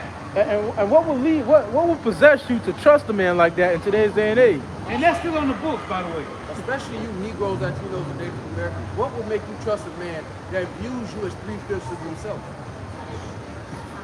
What would make you trust a man that's how he feels about you in his own constitution? That's how he feel about you. Why would you trust anything that he says? Why would you assume that he has your best interests at heart? Right. He's taking down all these statues. There ain't nothing for him to amend 3/5 of a human, man. Well, you know, he'll do something sort of good to get him to a better place where he can do the most damage. Yeah. You know, rock off of that. Never trust thine enemy. Rock you to sleep. Just like they tell you not to remember 9/11, you never gonna forget what they did to you. Right. As a nation of people, Lord willing, you never gonna forget all the bodies that dropped behind the so-called white man and his treachery. You never gonna forget. Yeah, and they call it hate because we are in remembrance. Right. And they're making that a hateful thing. But meanwhile, they're telling their own people not to forget that H. Remember the Alamo. You know? A bunch of Edomites died trying to keep slavery. Yeah. Remember the Alamo. A bunch of Edomites died trying to keep the institution of slavery in Texas. Right. That was a beautiful thing. And you Southern Negroes should especially keep remember what happened, because really ain't nothing changed down here in the South. These Edomites still as bold as they was back in the day. They kept some of you niggas past sundown. You're through. Ain't really nothing changed down here. And they were worried that a lot of those sundown towns in North Carolina got destroyed. Yeah, that flood. The Lord did. Yeah, and I was one of our elders, the apostles were saying today in their live, that this nigga, Teddy Roosevelt, knew about the damn Pearl Harbor bombing 6 months before it happened. That's Franklin Roosevelt, yeah. He knew about the Pearl Harbor bombing before, 6 months before it happened. a man who would allow his own people to die to go fight in a war. He would allow his own people to be killed just so he can fulfill his agenda of going to war. Why would you trust a man like that that's willing to do that to his own people? Right. Hey, that was most of the Edomites that died. What was the first war? Second war, 80 million? Somewhere up in there. Second World War, like 80 million. That was most of the Edomites. I wish there was some Jakes in there. But that was most of the Edomites. Hey, and here in Florida, I can name all cities that's still sundown. You got Jupiter, Florida, Yeehaw, Florida, Christmas, Florida. Yeehaw. You got Madison, Florida. You got what's that? Geneva, Florida. That's still sundown now? No, that's still sundown now. The whole America is sundown as far as I'm concerned. If they catch you in Madison, Florida, where my real grew up, it's literally a train track. You cross that track? If you cross that track, it's over. She had a couple of niggas that she knew, never seen them niggas again. After they crossed that that track, literally. Going to town at night. They say, hey, what you doing over here, boy? And we can't call this man the devil. Right. Yeah, all right. This is 2 Samuel 7 and 8. So that was 60 million in World War II. Most of them was Edomites, man. Yeah, they willing to go to war with each other. You think they ever gonna help you? You think they ever gonna do? They willing to kill each other about the shit they done stole from everybody. You think they gonna ever do you a favor? Like the Tariq Nasheeds and even Tone Talks. He bring out a lot of good information, but his solution is we're gonna vote our way into reparation. This nigga ain't gonna never give you nothing. Nigga, Umar he's Johnson. been voting for 50 or 100 years. He trying to figure out how he gonna give the next generation Social Security. You think he gonna give you reparations? Yeah. You think that's the quick fix to our problem? Give Jake a bunch of money to make Cadillac rich, That's the only thing to make Gucci rich, to make Cognac the top. Hey, that's how Cadillac stayed in business. Yeah. Cadillac was going bankrupt, Jake. and Jake saved them, man. And Jake, dodged. He dodged. right, and Jake couldn't go into the dealership. Jake was paying an Edomite to go into the dealership to purchase the property. Crazy. But they're critical. Yeah. They're trying to get a deal. Yeah, nigga, we here. They're gonna upsell it by $20,000. 2 Samuel 7 and 8. Now therefore, so shalt thou say unto my servant David, thus saith the Lord of hosts, I took thee from the sheepcote, from following the sheep, to be ruler over my people Israel. And I was with thee whithersoever thou wentest, and have cut off all thine enemies out of thy sight, and have made thee a great name, like unto the name of the great men that are in the earth. So when David was on the earth, the Lord cut off his enemies. Moreover, I will appoint a place for my people Israel, and will plant them, that they may dwell in a place of their own, and move no more. Neither shall the children of wickedness afflict them anymore, And that's what we pray for. as before time. That the children of wickedness, beginning with Esau, even the so-called white man, will no longer afflict us as a nation of people. Why is it gonna be a white man? Because of what y'all Well, did the to us white as a man nation. did all this shit. I'm Italian. I don't I'm just care. saying. We talking about the so-called white man as a nation. I understand. It's a nation. Yeah. Let me explain something to the rest of you. I believe in your First Amendment right. You can preach. No, So let us do it. I'm a soldier, but I want to ask, before You called us a little bit too late. We don't answer questions past no, 8:45. It was a question I had to ask. And then you're going to leave after this, right? Yeah. All right, thank you. No. But here's the thing. As a combat ranger, I don't fool tours. I defend the Constitution of the United States. But the question I have for my service as a military man, black, white, purple, green, orange, I don't give a fuck. You know why? Excuse my language. I protect everybody in this country. You guys get to preach what you want to preach. This is the First Amendment. But here is, no. Yo, I'm dead serious. You want to get religion? I'm Roman Catholic. I was an altar boy. You want to get into verses? And yo, try me. You know why? I'm letting you do your thing. You know why? It's your First Amendment right. You ain't letting us do nothing. But here's You my ain't letting us do nothing. This is the audacity. Wait, no. Audacity my ass. You know why, young brother? I'm going to tell you something. What I did for God and country and what I killed for. You didn't do that for God. Oh, yeah, You did that for the rulers. You did that for the rulers. the devil Right, for himself. oil. Right. Wait. You did that for oil. Right. No. The devil himself. Which is the so-called white man. Hey, That's what I'm the not devil white. is. I ain't say you was white. I said the so-called white. You said the devil. I said the so-called white man. I didn't say you was white. No, I understand what you're saying, but let me enlighten You went and fought for your elites. You wanna That's know who you something? fought for. You know who funded the wars? Go ahead, tell me. No, No. who I want funded to hear the this bullshit. All right. How's your life No, after hold on. the Wait. military? You think How's your life now after the military? Okay. My life, Yes. I made my peace with God and Jesus for what I did for God and country. Now, speak your piece. I want to hear this. You went and bullshit. fought for the Rothschilds, the Rockefellers, No. and the Oppenheimers, and the No. DuPonts, and the No. Gettys. You know what? Yeah, you fought for your elite, your leaders. Wait. So they funded both sides of every war. So that's who you fought for. No, sir. I'm going to tell you. So now you miserable. No. I'm not and miserable. Now you resenting what you did. No. but let me enlighten you, my brother. Okay? No, he is my brother. No, we're not, brother. That's all right. But let me enlighten you. You know what I mean? I'm only 60 years old. Okay. What I did for God and country. You didn't do that for God. You didn't go over there and do 4 tours for God. You didn't do that for God. You did it for the elites. I just told you that. I'm going to enlighten you about the elites. Okay? You ready? I'm going to blow all your mind. Okay. Ready? Yeah. Everyday journey stole life. Let's get back to the scripture. No. It's a prison. You can kill We're that. talking about Jeff. Let's get back to the scripture. You thinking I'm full of shit? Yep. I'll tell you what. It's past 8:45. Sorry, man. just What they sorry. got to do with you going to fight for your country? Got a dare What? Because I told you wouldn't fought for the elites. And you bring up JFK. We don't care about JFK. What? We don't care about Martin Luther Queen either. We don't care about Malcolm X. None of them motherfuckers. So what's your point? My point is, I feel a lot of fucking. Yeah, you're right. You did. They ain't got nothing to do with us. That's why you drunk now. Yeah. That shit haunts you every night, don't it? Yeah, it does. I know it. I You know want it. to know something? I drink I'm a chef. Guys, I'm telling the truth. Okay. I drink every night.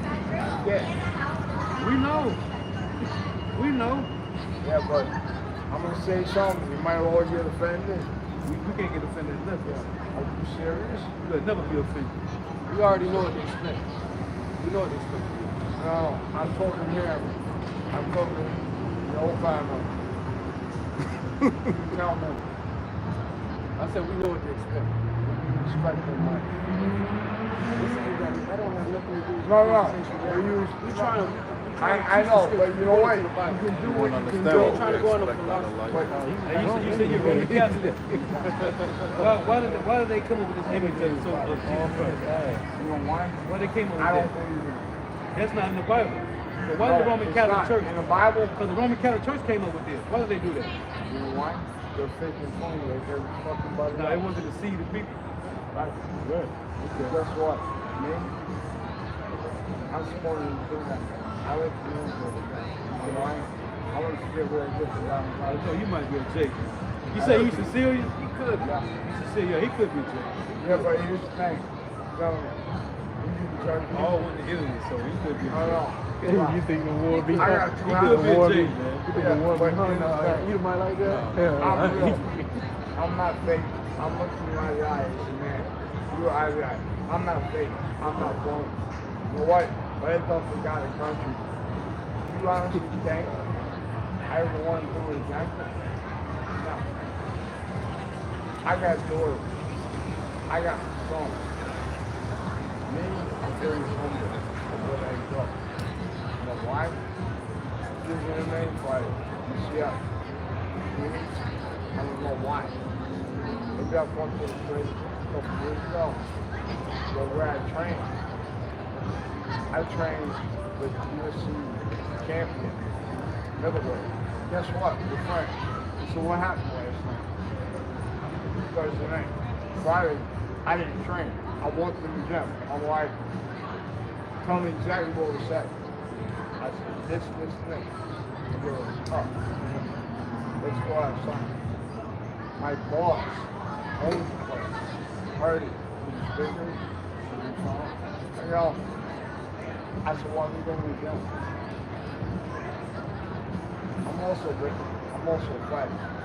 This is my range. I cannot fight somebody with the streets. Leave. Right, you got it right. You got your hands together. No, it's not that. I'm so fucking humble. I go, grab my hand. He goes, why don't you go outside? I said, why don't you go outside? It's another person. No. Delta Force, Black Ops, still grab my hand and say, son, I don't ever want to get that fucking come out of your mouth again. We gotta, yeah, we teach. No. So let me ask you before you go. Do you regret what you did on your 4 tours? Do you regret any of it? I regret this thing. I killed a 15-year-old, 17-year-old, and 9-year-old. Wait, what? Do I have remorse? Where am I going?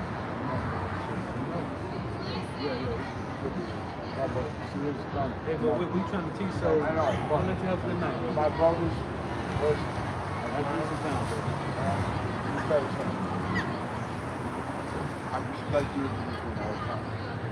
Appreciate that. You're welcome. Check, yeah. I'm gonna combat that. Get on the Oh, $3 my fault. We're good. Yeah. It's possible. They don't even my reminiscing over the No, war. he said he don't want to go back and do it again. He's already go back. But every he's time. still defending. He's still defending. Out of country. He's defending what the so-called white man. You got to get that check in. Because that's what the Romans, so they was brainwashed like Yeah, that. that American, that so-called American pride, and it's supposed to be we all bleed red now.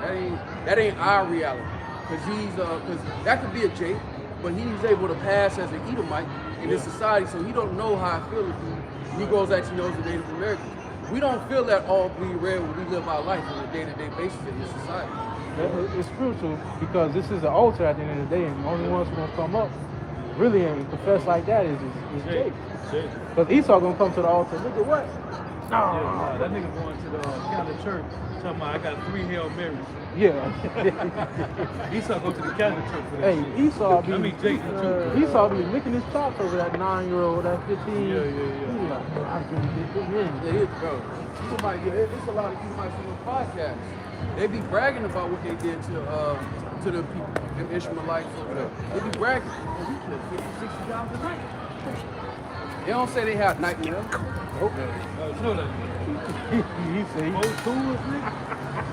He said he got his nightmare. He said he drink his. What? No. What? Yeah, right. He said he drink himself to sleep. He got to. That's why I said, yeah, that nigga, that's Jake. That nigga just shit. He saw all the shit that nigga.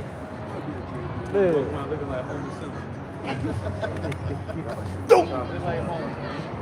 You hold yourself up. Yeah. It's Isaiah 14. And I was holding it just in case he was eating. Yeah. Isaiah 14:11. Thy pomp is brought down to the grave, and the noise of thy vows. The worm is spread under thee, and worms cover thee. How art thou fallen from heaven, O Lucifer, son of the morning? How art thou cut down to the ground, which didst weaken the nations? For thou hast said in thine heart, I will ascend into heaven. I will exalt my throne above the stars of God. I will sit also upon the mount of the congregation. Stars of God, they're talking about the Israelites, man. But when you read in Revelations 12, they tell you the woman with the 12 stars on her head, man, have the 12 tribes of Israel. So right here, read that line again. For thou hast said in thine heart, I will ascend into heaven. Right, that's him with his first, his technology, right here, his wisdom, knowledge, and understanding, his planes, his jets, the space station, right? That's how he is ascending up into heaven. Go ahead. I will exalt my throne above the stars of God. Exalt his throne above the stars of God.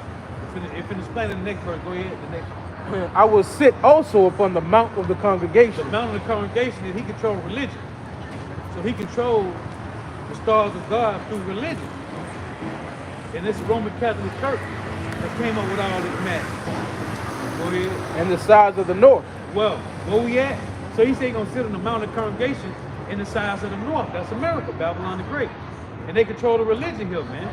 And every religion go back to Roman Catholic dogma, man. You got it. I will ascend above the heights of the clouds. And they doing that. Well, you tell you when you read Obadiah, when they say, he shall set his nest amongst the stars, the Lord said, this when I bring them down. The nest was the space station they set up, man. So read that line again. I will ascend above the heights of the clouds. Which he did. The space station, his rockets. Go ahead. I will be like the Most High. See? And so what they doing is they playing God. They get to play God with their technology. With the little bit of technology the Lord gave them, the little bit that they got, they get to play God with it, man. Because they still can't figure out why these, they call them UFOs, but in the Bible they call them chariots. The spaceships of the Lord, man. The angels. They still can't figure that out. I got a quick one to go with that. This is 2 Thessalonians 2 and verse 4. Who opposeth and exalt himself above all that is called God. Right. or that is worship, so that he as God sitteth in the temple of God, showing himself that he is God. Right. Hey. He control everything that, see, as I said, Job 9:24, the earth was given to the hand of the wicked. So he can say that. He can say he's the one that's playing that role, man. It's only him that filled that spot. Okay. No, because it linked up right with the Isaiah. It linked right up. Because he said he gonna be God. Right. And now the Lord is starting to reveal him. Right. So since you said that, go to Isaiah 29:14. You said something, brother? I got something I want to show y'all so bad, man, for my phone died. Oh, it died? Nah, it ain't died yet. I've been wanting to play this for y'all before y'all even had started. I just got over here so late. All right, brother, what's going on, bro? I can try to wait to the end, though. But I've been fiending to show y'all this. What is it? It's pertaining to what y'all talking about. But it's the Edomite story. Okay. I don't know. You want to look at it? Because I don't know if it's too much screen. Get Isaiah 29:14.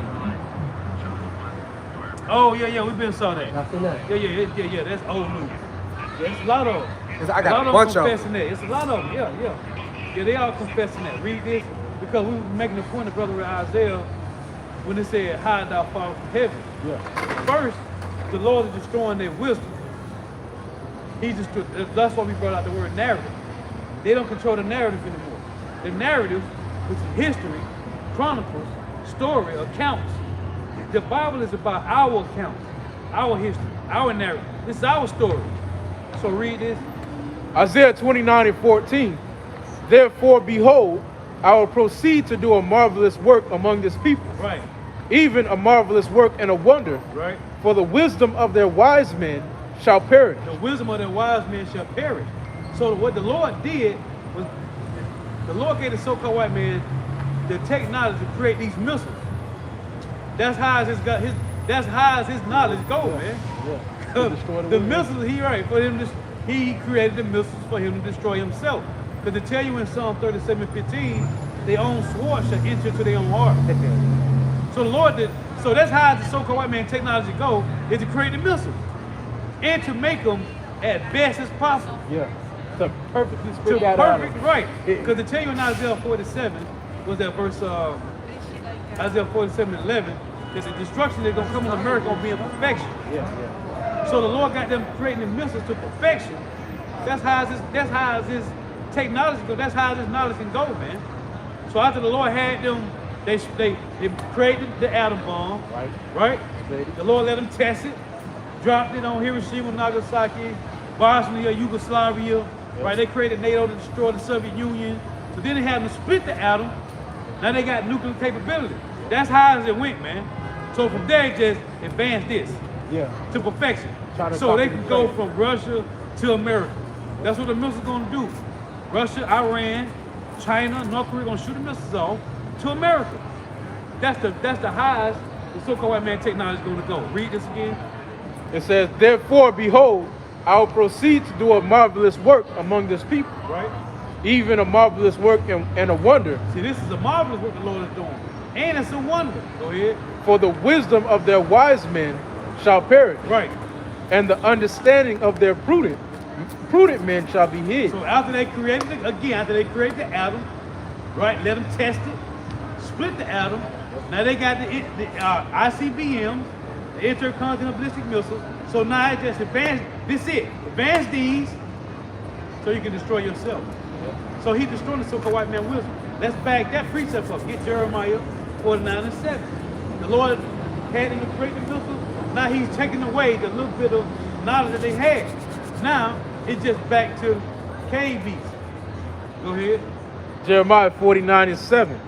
Concerning Edom. Right. See, concerning Edom, the so-called white man. Go ahead. Thus saith the Lord of hosts.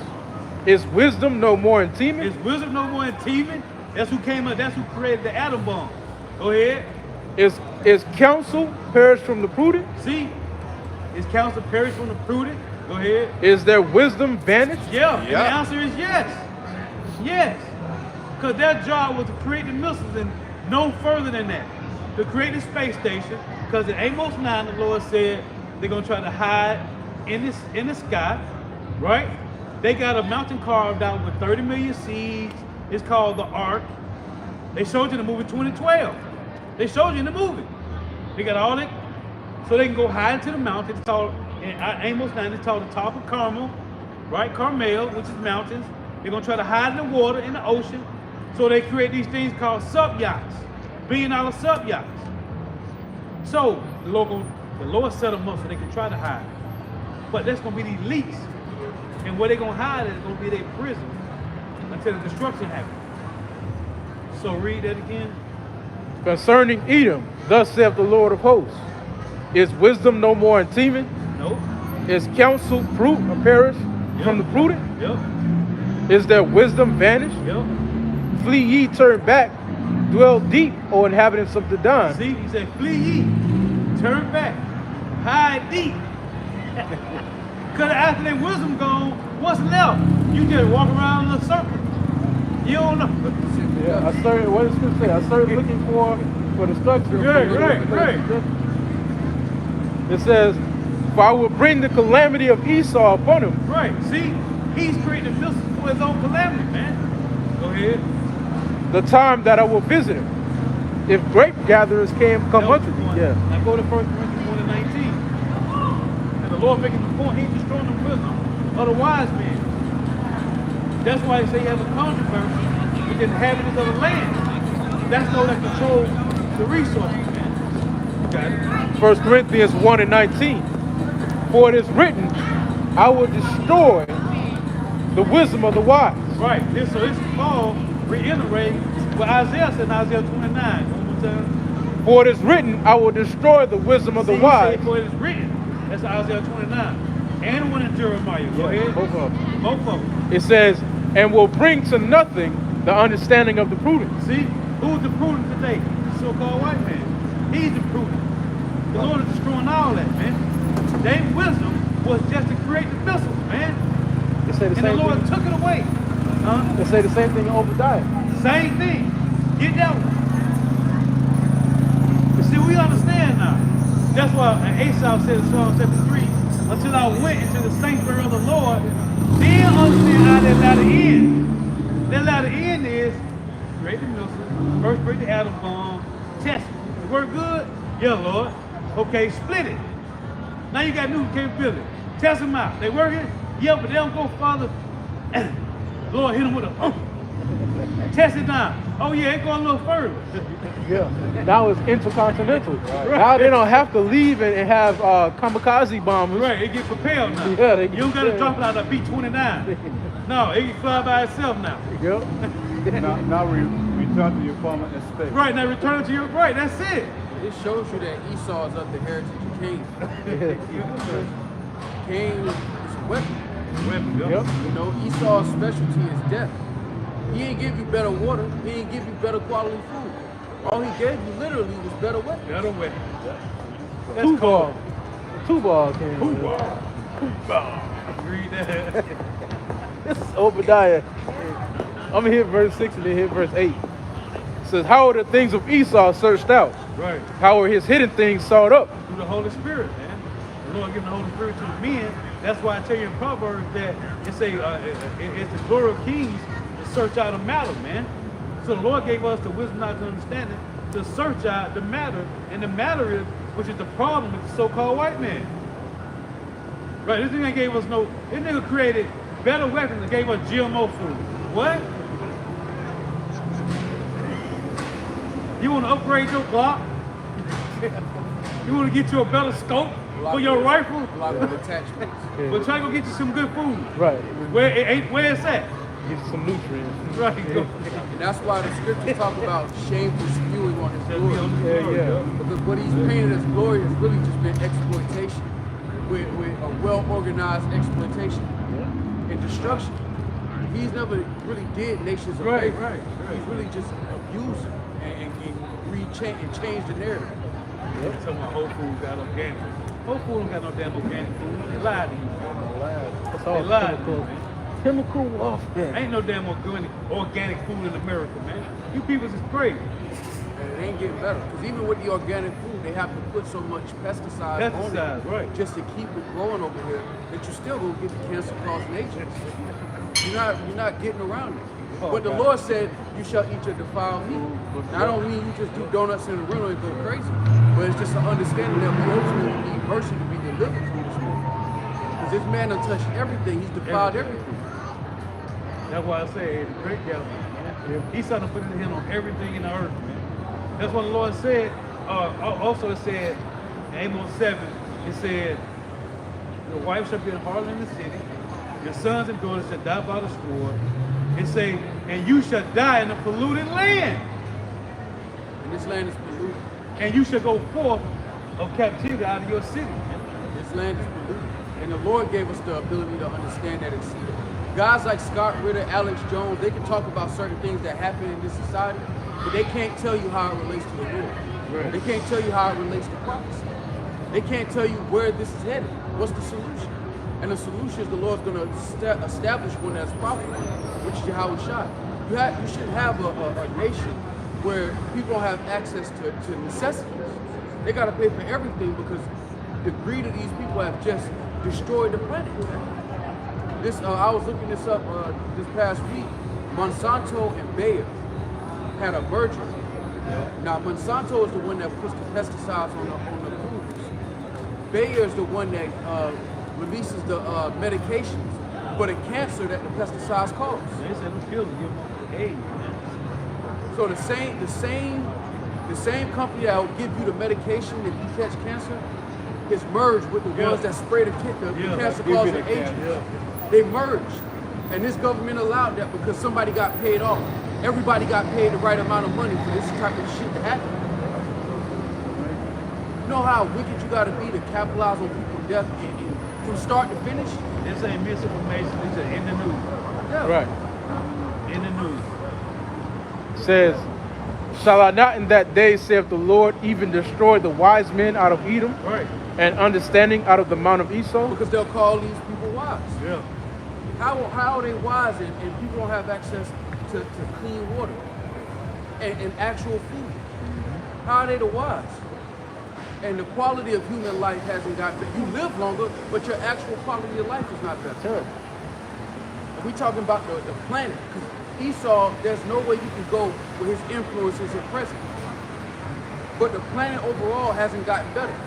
You can say the United States is better, it's progress in humanity. But that's 1% compared to the rest of the planet. How is that possible when he go all across the planet saying that he helping people? That's why I got a base in your country, because I'm helping you. But why ain't their quality of life improved? Exactly. Not a solution, no problem. Wisdom of Solomon chapter 10, verse 8. For regarding not wisdom, they got not only this hurt, that they knew not the things which were good, but also left behind them to the world a memorial of their foolishness. Yeah. Because history is not going to be kind to the so-called white man. This moment that he in, where he can walk around and people don't look at him like the devil, that's coming to an end. That stigma of who he actually is not just going to be by brothers, beginning with our apostles and elders. The world is going to be privy to this, if they're not already. And a lot of them are, they just secluded to the West, or they'll say something like the Germans, or it was the Russians or the Americans. No, when you take those labels off and put them all in one pot, this is the son of perdition. So that in the things wherein they offended, they could not so much as be hid. Right. And now it can no longer be hid. Because they have been made bare. Right.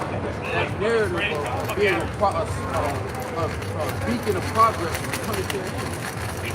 Because you're not a beacon of progress. You are homeless. You're not Superman. You're homeless. Hey, this is, when you think about this is the most barbaric society that the world has ever seen, man. Everything that is here is completely barbaric, and this manner of life is completely barbaric because it appeals to the lust of your flesh completely. Everything here deals with the lust of your flesh and the fulfilling the desires of the flesh. This is the most barbaric society has ever been. At least in other cultures and in other captivities, we had that standard. We were able to upkeep that standard, and they somewhat, adhered to that standard. Now it's just complete wickedness, complete appeal to the flesh, man. This is the most barbaric society has ever been. Why do you think you have opioid crises, man? Why do you think you have mass murdering?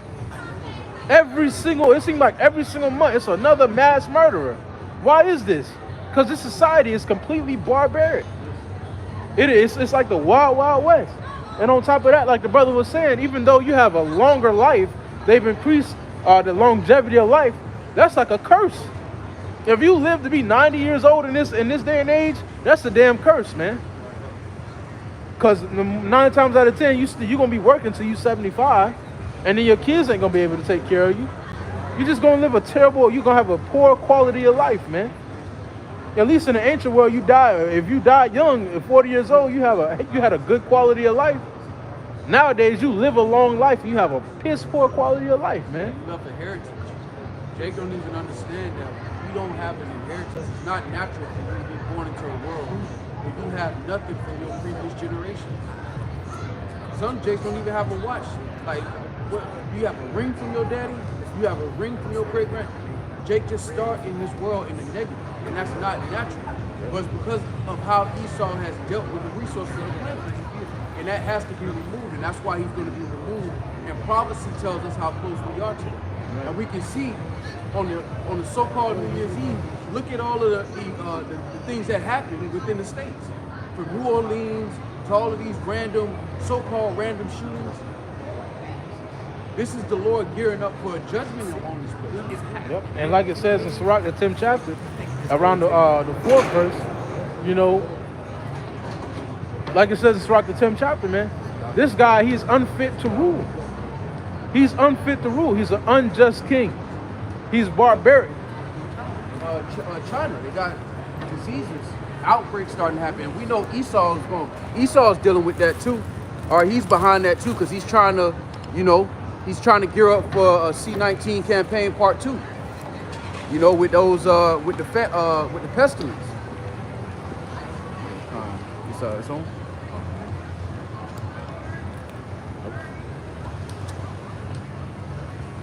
Hey, brother, I gotta go. Hey, man, y'all absolute blessing. Thank y'all so much. I know, like, everything. It's like my second time coming up. I know the first time I came through, I was like stuck, but like now, bro, like I'm online with this stuff. But hearing the brothers come out and talk, it's like, thank y'all. It's so the Lord, bro. Much, bro. Man, seeing it in the flesh is a Lord. completely different thing. Yeah. I know y'all care. I see it. Absolutely, bro. bro. For real, man. Thank y'all so much, bro. Man, I used to always say that. I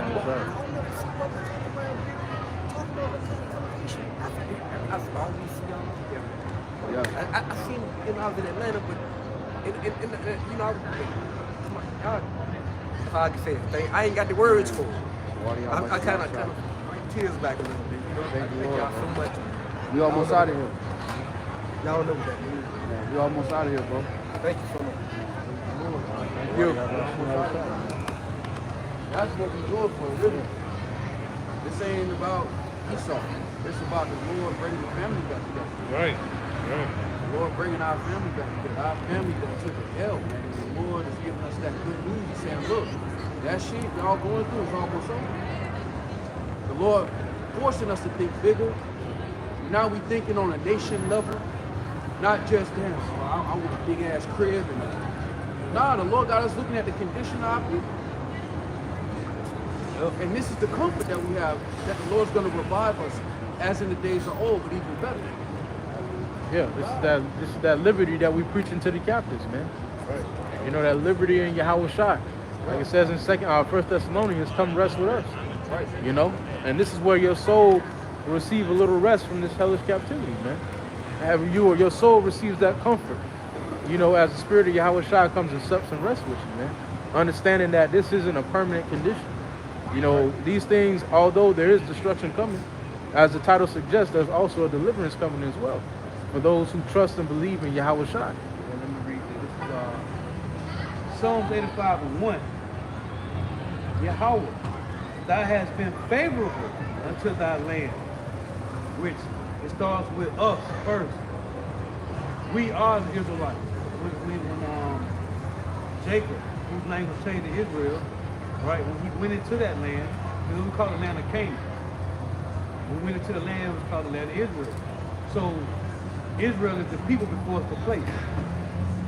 Yahweh, thou hast been favorable to thy land, thou hast brought back the captivity of Jacob. This is when we go to the land, but it starts now. Thou hast forgiven the iniquity of thy people, thou hast covered all their sin. And that's what Yahweh did. Thou hast taken away all thy wrath, thou hast turned thyself from the fierceness of thine anger. Turn us, O power of our salvation, and cause thy anger toward us to cease. And when we see this, the Lord has turned away his anger, man. Now it's toward heathens in 2/3. Will thou be angry with us forever? Will thou draw out thine anger to all generations? Will thou not revive us again, that thy people may rejoice in thee? Show us thy mercy, O Yahweh, and grant us thy salvation. So really looking at our apostles and elders and their elders before them, that's really a sign of the Lord's compassion. Right. That's a sign of the Lord seeking his people out again. Because the Lord said he would return to his place until we acknowledge our offense. But then he sent the prophets again. He said, all right, I'm ready for y'all to come on back home. And 2/3 not listening, but we know according to prophecy that remnant are coming back to the Lord and saying, you know what, Lord, we blew it. And the Lord's like, you know what? I'm going to forgive you. Just endure. Rehearse the righteous acts. Get ready for me to come back. None of your acts is going to save you, but we believe the Lord and we reverence Yahweh Shah, that we're trying to the best of our ability to do the things that are pleasing to him. Not what's pleasing to these Edomites and Jacob. Jeremiah 3:14, turn, O backsliding children, saith Yahweh, for I am married unto you, and I will take you one of a city and two of a family, and I will bring you to Zion, and I will give you pastors according to my heart, which shall feed you with knowledge and understanding. Again, with our apostles and elders, right? Giving us the proper understanding. Now we have Right, it in the spirit. We're able to proclaim it. To teach others also. Lord willing. Isaiah 1:18. Come now, and it's the spirit that the Lord, like put out a blind on is Isaiah 1:18. It says, come now and let us reason together, saith the Lord. Though your sins be as scarlet, they shall be as white as snow. Though they be red like crimson, they shall be as wool. And the Lord say, hey man, let's come and let's reason together, man. And that's a powerful statement from the Heavenly Father, because he don't have to reason with none of his creation. But yet he saw it just to offer out, to extend the hand of mercy, to his chosen people when he didn't have to. And that's a part of the gospel, man. That's a part of the good news, that comfort, understanding and knowing that the Lord is extending that hand of grace, man, that hand of mercy to those who are willing, to listen, who are willing to obey. Because that's what the Lord is looking for, a willing mind. It says that in 2 Corinthians, the 8th chapter and the 14th verse, man. The Lord is looking for a willing mind, somebody that's willing to try hard, because the Lord understands, it says in Sirach, the 18th chapter, the Lord understands we ain't going to get it right. Because we in the flesh. He put us in the flesh, so he knows. He knows we're not going to be able to get it 100% correct, but as long as we're willing to try, the Lord is going to aid. He said, if you be willing and obedient, ye shall eat the good of the land. But if you refuse and rebel, ye shall be devoured with the sword, for the mouth of the Lord has spoken it. How is the faithful city becoming harlot? It was full of judgment, righteousness lodged in it, but now murderers. Thy silver is become dross, thy wine mixed with water. Thy princes are rebellious and companions of thieves. Everyone loveth gifts and followeth after rewards. That's the prodigal son. That's the parable of the prodigal son. Now we're coming back to the Lord, and we ain't got a leg to stand on. They got a leg to stand on because of the laws that you can actually keep in this society. The Lord requires perfection. Yeah, the Lord requires perfection. All 613. That's why we rehearse the righteous acts. If you hang it, if your confidence is on your works, you don't lose that works. It says, they judge not the fatherless, neither doth the cause of the widow come unto them. And that's another beauty that the Lord left our shortcomings in the history, man. He left our shortcomings in the records for us to remember. Because once you read this, it's supposed to stir up some kind of remorse in you. Like, damn, like, hey, we fucked up for real. It says, therefore saith the Lord of hosts, the mighty one of Israel, I will ease me of mine adversaries, and avenge me of mine enemies. And I will turn my hand upon thee, and purely purge away thy dross, and take away all thy tin. And I will restore thy judges as at the first, and thy counselors as at the beginning. Afterward thou shalt be called the city of righteousness, the faithful city. Zion shall be redeemed with judgment, and her converts with righteousness. And the destruction of the transgressors and sinners shall be together, and they that forsake the Lord shall be consumed, man. So the Lord, hey, like the brother was going into, hey, we fucked up, man, and the Lord let us know, you fucked up. He never sugarcoated it with us. He let us know, and he also gave us the way out, so to speak, man, which is to repent. Just acknowledge your sin. The Lord ain't asking you keep all 613. The Lord just said acknowledge your offense and do better. Jake won't even, and that's the embarrassment. Jake won't even give the Lord sincere effort. And for what? To do everything the Lord told you not to. When you have the liberty to do what the Lord was pleasing to the Lord to the best of your ability. And that's why Jake has no hedge at this point. The altar has been set up in every major city in Babylon the Great, even across the planet.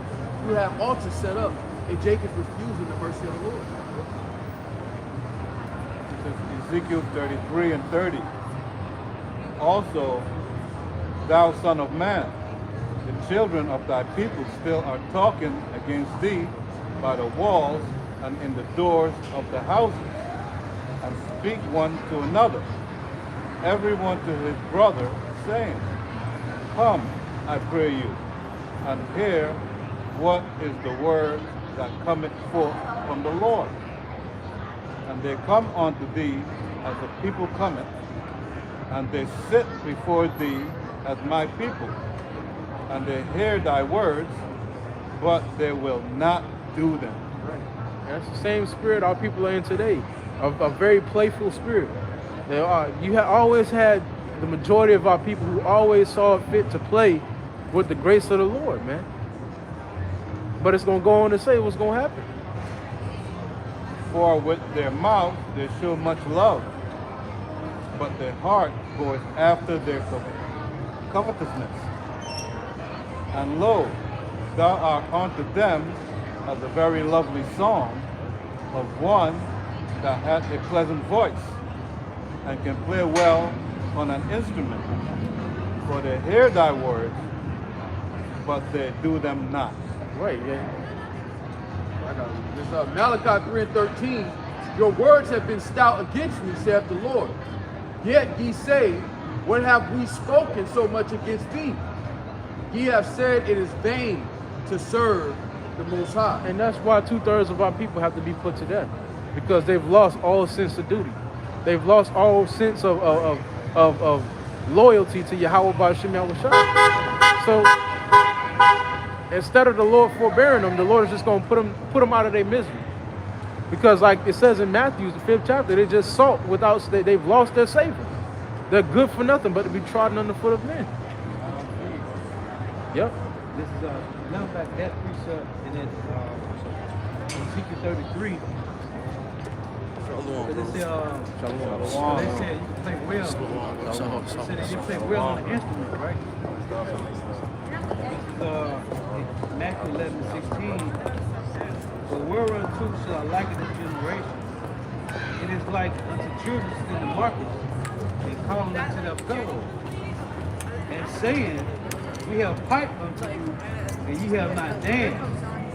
We have mourned unto you, and ye have not lamented. That Ezekiel 3. I mean, that Malachi 3. They said, why should we walk mournful before the Lord? Well, then, if you don't want to walk mournful before Yahweh Shema, Hey, so be it. You're gonna die a grievous death, man. Christ. There's a price for If you that. fail to uphold your duty, there's a cost to it. Even in the military, that's desertion, deserting. And deserters are punishable by death. The brother said that Jake has lost that sense of duty.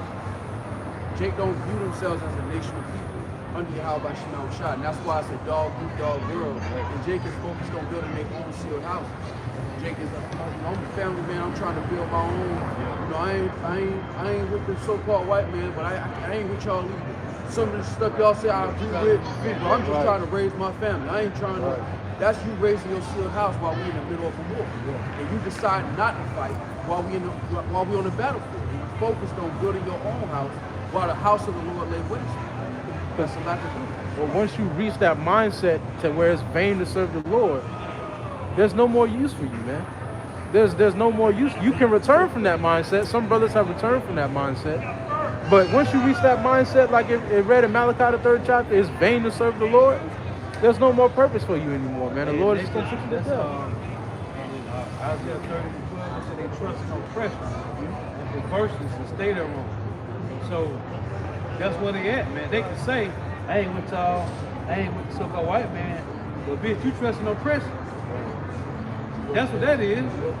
You okay with it, man. So our people, if the so-called white man wasn't the chief enemy of our people, they will get down against another nation, but not the so-called white man.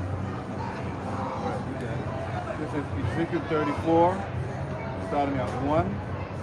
And the word of the Lord came unto me, saying, Son of man, prophesy against the shepherd of Israel.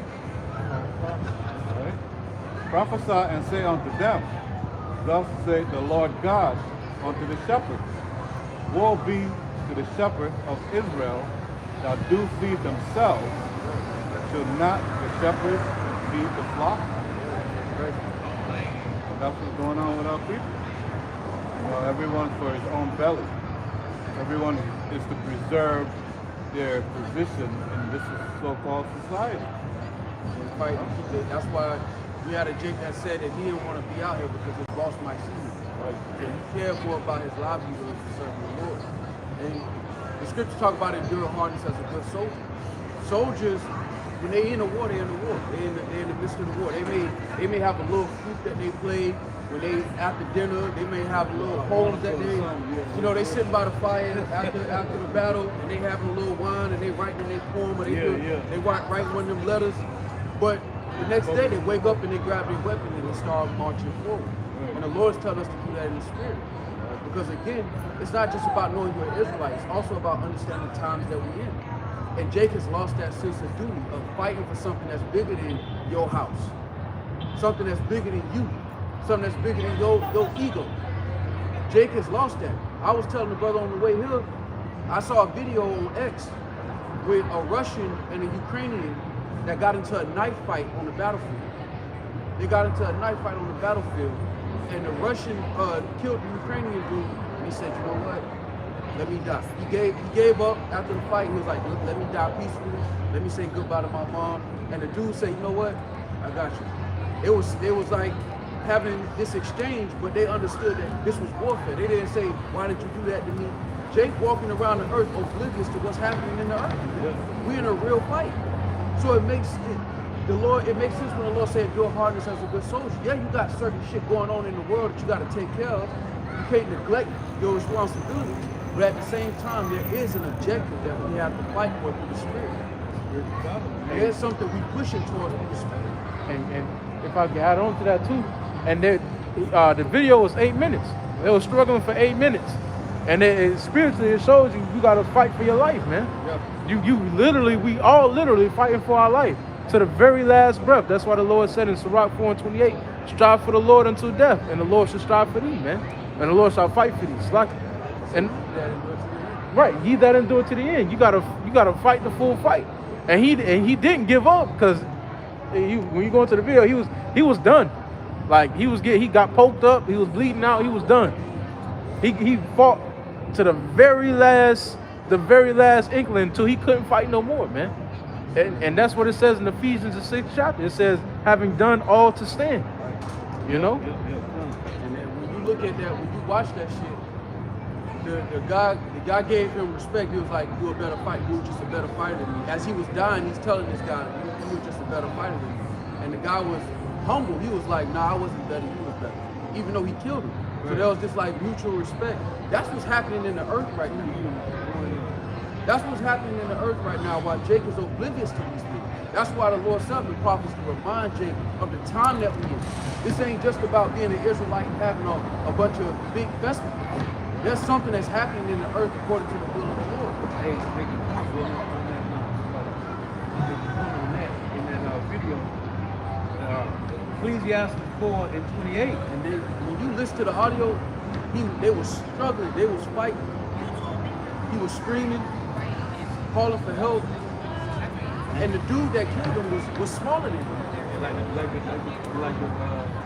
Like in Save Private Ryan. That's what it reminded me of. When I was watching the video the whole time, it reminded me of that scene. The guy tried to hold the knife back. And the dude had just looked for another spot and he hit him with it. And then he was trying to hold it back. And at a point, he just got tired of fighting. He was like, "You know what? Just let me go. Let me go peacefully." And he was like, "All right, bro." Because he had dropped his weapon. He was like, "All right, ain't gonna stab him." But this is the reality of what's going on in the earth. This is Ecclesiastes 4:28. Strive for the truth unto death, and Yahweh Bahashim Yahushua shall fight. And that goes into counting the cost. And that's what we signed up for. That's a part of counting the cost, like the brother said, and arm yourself like a soldier, man, with the like-minded Yahushua. Because Yahushua was on his mission. He was striving for the truth until death, man. The Lord was in it to win it until death, just like the Apostle Paul. You know, he said, "I finished my course. I fought the good fight of faith." All the righteous men before us laid out an example of how we should fight for this minute, fight for Yahweh B'Shem Yahushua. You know, until death, if it be. But you gotta be ready, man. You gotta arm yourself with the like-minded Yahushua and be ready to fight, and not only fight, but fight a tough battle, man. It ain't gonna be no light battle. This is Ezekiel 7 and 14. They have blown the trumpet, even to make all ready, but none go up to the battle. And that's what you notice with our apostles and elders and the brothers on down, is the war alarm is being rung.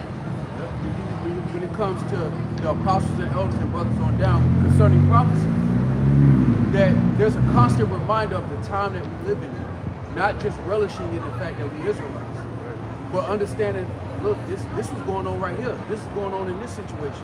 We close to that hour. So when the battle does approach, it doesn't catch you unawares. That's the point of basic training.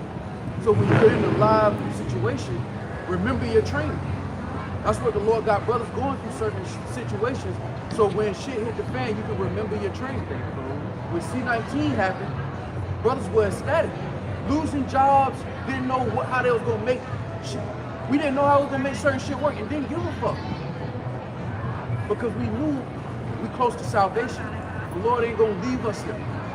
The Lord that carried us all this way. We confident in the Spirit that He's not gonna just drop us off here when we need Him the most. But the Lord is rehearsing that in you, building up that faith, that spiritual instinct. So when shit hit the fan, you appeal to the Lord and not to the flesh. Right. Ezekiel 7:14. They have blown the trumpet, even to make all ready, but none go up to the battle. For my wrath is upon all the multitude thereof. See, this is about this battle, man. The sword is without, and the pestilence, and the famine within. He that is in the field shall die with the sword, and he that is in the city, famine and pestilence, shall devour him. I got two for you. I want to back up the how you just said.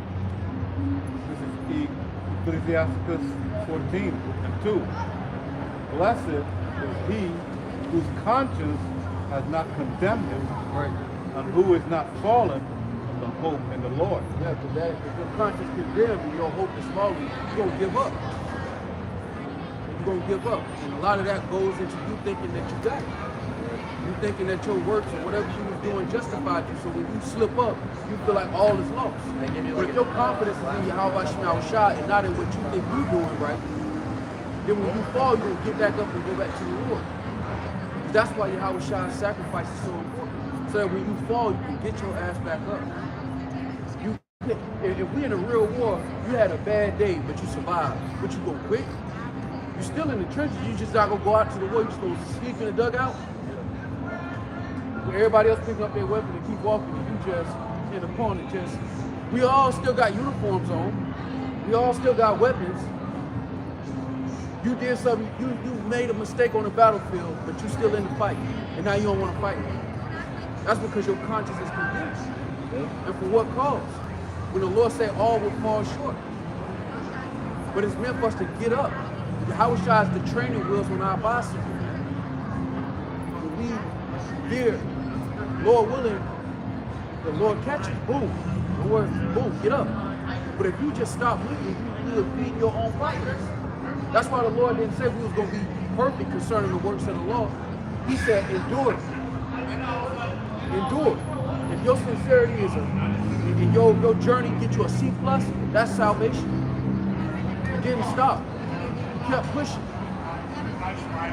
It's about continuing to push through the spirit. That's the enduring hardness as a good soldier. The key word is enduring. Real quick. Ecclesiastes 24:22. He that obeyeth me shall never be confounded, and they that work by me shall not do amiss. Right? Keep the main thing the main thing. We're going to have mishaps. We're going to have things that happen. It's just a part of the journey. Look at everything that Paul went through. Everything that he went through. He more accounts than probably. I know it's more accounts than what's in the records. But what did he do? He kept enduring. He kept putting one foot in front of the other. And he as he said, he endured all things for the election. Yeah, and that's the important part about the ministry as well, because we also have live examples of some brothers who have went through shit that you think you can't come back from, man. Yep. And through the spirit and power of Yahweh Shai, the Lord have mercy on them, man. Because they kept fighting.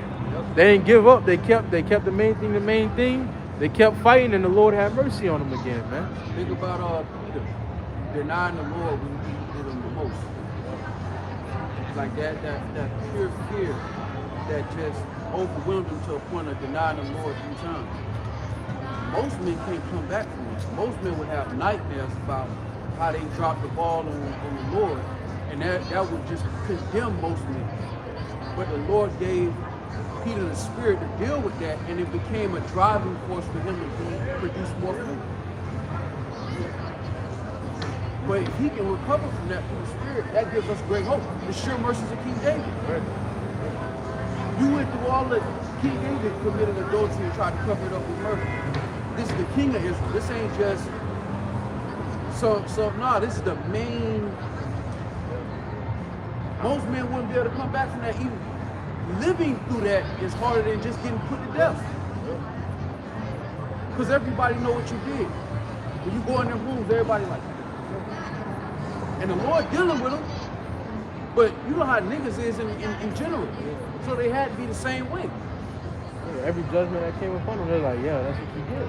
But that was the sure mercy of David. The Lord pulled him out of that so that we can have confidence that when we fall short, the Lord will lift us up and put us back in the ability to stay in the fight.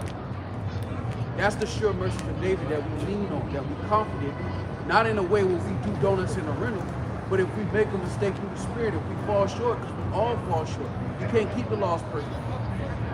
See how this is the altar. God that appears to you might say, God said, blessing to you. It's the altar, man. Lord willing, man. And that's why it's set up in the first place. Right. You know, for those outcasts to come up. Because the altar is where you seek the Lord, man. You seeking the Lord. And they come up, they seeking the counsel of the Lord, like, man. And that's why you got Jake that pour their heart out, because it's like you have some Jakes that sit, and then after they hear the whole sermon, they come and pour their whole life story. It's because this is the altar, man.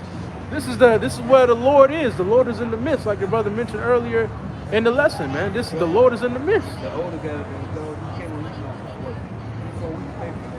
Yeah, he came up. Yeah, he came up. Then, when you get that testimony, hey, this one to counsel that. And what is the Lord saying to Jake in general? Just come on. Right, that's it. The Lord ain't holding Because like the prodigal son, when the prodigal son realized what he did and came back to his father, he already had a plan in his mind of how he was going to come to his father. He was going to say, look, I don't even want you to call me son. Just let me work with the rest of the servants that used to serve me when I was here in the crib. Just let me come home. And his father said, what? No, we ain't doing that. Get his robe, get him a ring, get the fatted calf. Now, when you go into history, the fatted calf was if you had a bunch of cattle, you would feed this one calf, overfeed, feed them real good. So that was like your wine bottle that's on the top shelf that got the dust on it. That's what the fatted calf is. That's like it's a celebration. That's why the son was so upset. Because he was like, you ain't never give me a fatted calf, and I've been in the crib. I ain't go out and blow my inheritance, but he come home and now you rolling out the red carpet for him. That's how Jake was looking at Jake coming back to the, like, man, nah, he can't have that. Yes, he can. And that's why Yahushua brought that parable of the prodigal son, and that's us, Lord willing, we be part of that number, coming back to the Lord, and the Lord's like, y'all my sons. We servants, we are the tutors and governors, but the Lord loved Jake, man. The Lord love us. We got that baby between Judah and Israel. Son at home, like, man, this nigga back, man. Right. You know, hey, look at all the other legs. Right. That's what he said. Daddy, your baby boy, picking up all the cereal. Yeah, drinking up all the cereal. Hey, Jake, don't turn this room into a game room. That's your brother, Jake. Like, take the marshmallows out of the cereal. You know, nigga, the fat guy, man. That's that mercy, though. Nigga, you ain't never start eating good. Nigga, what you ground for? That's that mercy. And you gotta remember, mercy is a gift. You don't earn mercy. You don't earn mercy. You give your calling an election. You give your diligence to make your calling an election sure, but you can't earn it. You don't. Mercy is a gift that's given. Designated gift, man. And the elect are going to follow the path of striving to please the Lord to the best of their ability, out of their love and reverence and fear of the Lord. Not because they believe they earned their way into mercy. That's a proud way of looking at it. This is 2nd Esdras chapter 16 and verse 39. I got another one backing up what you said too. It says, even so shall not the plagues be slack to come upon the earth, and the world shall mourn, and sorrow shall come upon it on every side. O my people, hear my word, make you ready to thy battle, and in those evils be even as pilgrims upon the earth. And that starts with a mindset. And that's a mindset of being detached from the possessions. You still have to be responsible, but you understand that all of this is going to melt with fervent heat. That it don't matter. This life that we live on this side, it don't matter. Now to Jake in the world, that seems absurd. Because they got family, they got a whole bunch of moving parts that's working in their reality that they're attached to. But when you come back to this, the Lord opens your eyes to have a detachment from those things. Not negligence, but a detachment. So when shit hits the fan, you don't lose your patience because of some possession. It's Amos 3 and 8, because the brother's speaking about the trumpets. It says, the lion have roared, who will not fear? The Lord power have spoken, who can but prophesy? Right. And the word has went out, the trumpet has been blown, and it's been blown correctly, pursuing the 1 Corinthians 14 chapter. I was going to say, get that too. I'll make the point, man. You know, as Apostle Hakon is here, the hope of deliverance and the destruction. So, the prophecy of what's happening or what's about to happen is the trumpet being blown on certainty, man. Certainty. Read that. They go hand in hand. Start at 6. 1 Corinthians 14 and 6. Now, brethren, if I come unto you speaking with tongues, what shall I profit you, except I shall speak to you, either by revelation, or by knowledge, or by prophesying, or by doctrine? Right. That's it, man. It's about prophesying, revelation, and doctrine, man. We down to the wire, man, of certainty. You got it. And even things without life giving sound, whether pipe or harp, except they have a distinction in the sound. See, this is about now. We had the certainty of distinction, man. Which these other guys ain't mentioning this, man. They ain't talking about Jacob's trouble. They ain't talking about the intercontinental ballistic missile. They ain't speaking about Ezekiel 38. Because I put that in the chat about how U.S. put sanctions on Russia and Iran, man. Well, you drawing out these two major giants in Ezekiel 38, man. So they point fingers, man. Nobody, these guys ain't talking about this, man. You got it. We didn't get this word to make merchandise. Right. To start Israelite podcasts, Israelite basketball tournaments. Right. And that ain't going off according to the law. But again, there's an understanding of times. There's a time for everything. This ain't a place where we sow our royal oats and build generational wealth. This is not that place where we do that in. We're passing through this. We're, as a nation of people, we are passing through Babylon the Great, which is America, to get to our homeland, Lord willing. And from there, we'll be established forever. You don't have to worry about it. The things you stress over here, it's going to be like putting on socks on the other side. Literally, it's going to be that. It's going to be that routine. It says, except they give a distinction in the sounds, how shall it be known what is piped or harp? Right. For if the trumpet give an uncertain sound, who shall prepare himself to the battle? Right. That's it. Who shall prepare himself to the battle if they ain't giving the proper sound, man? Right. This is we down to the wire, man.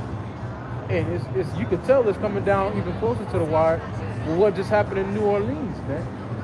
Yeah. That persecution, you could tell that the persecution is right around the corner, man. It's all about the pivot. He's going to use his narrative to start pivoting and demonizing the truth based on false flag operations and these Islamic jakes. He's going to use all of that to justify what we know according to prophecy is him coming down with great wrath. Right. And because people that got shot outside the nightclub, they didn't get killed, they got shot. From Washington. Then the guy that blew up the damn Tesla truck. Yep. It's all, man, it's Esau, but South, man. Or the Archaeos. And you've been noticing how they've been tying the ministry to Islam, like the elder Yashwama go into all the time. Hey, the elder Manatazakbar did a lesson on the Jake that tried to tie the truth into Islam, man. Right. And even Vocab Malone, that's his whole mission. Slander. Is to slander and to tie this ministry into so-called Islam. And what do you see? And Islam is a stepping stone to us. Yeah, because what do you see? Islam this, terrorist did he, DT this. That's all you see in the news. And what's going to be painted, we're going to be painted right along with that picture.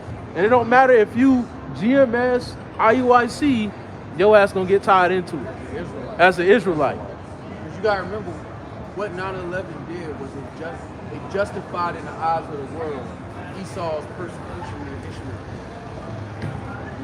They looked at it like, oh, well, all you Muslims are like. So it wasn't just the Taliban and Al-Qaeda. It was all those who subscribed to the Muslim faith were demonized during 9/11.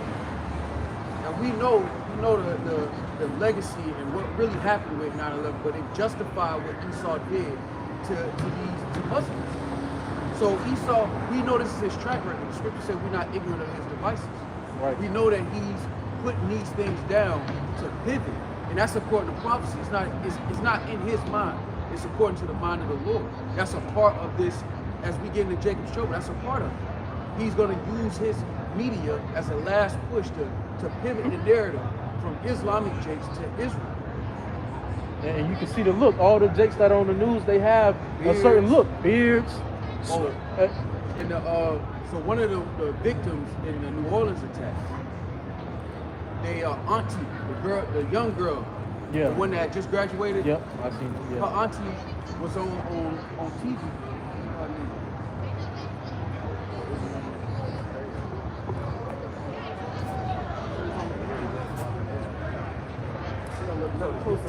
The young girl that died in that attack. Her auntie is on the news, and this is her name. The elders were sharing that in the chat. So you can see how they're going to start to look at, so that the average viewer is just going to look at Islam and Israel as the same thing.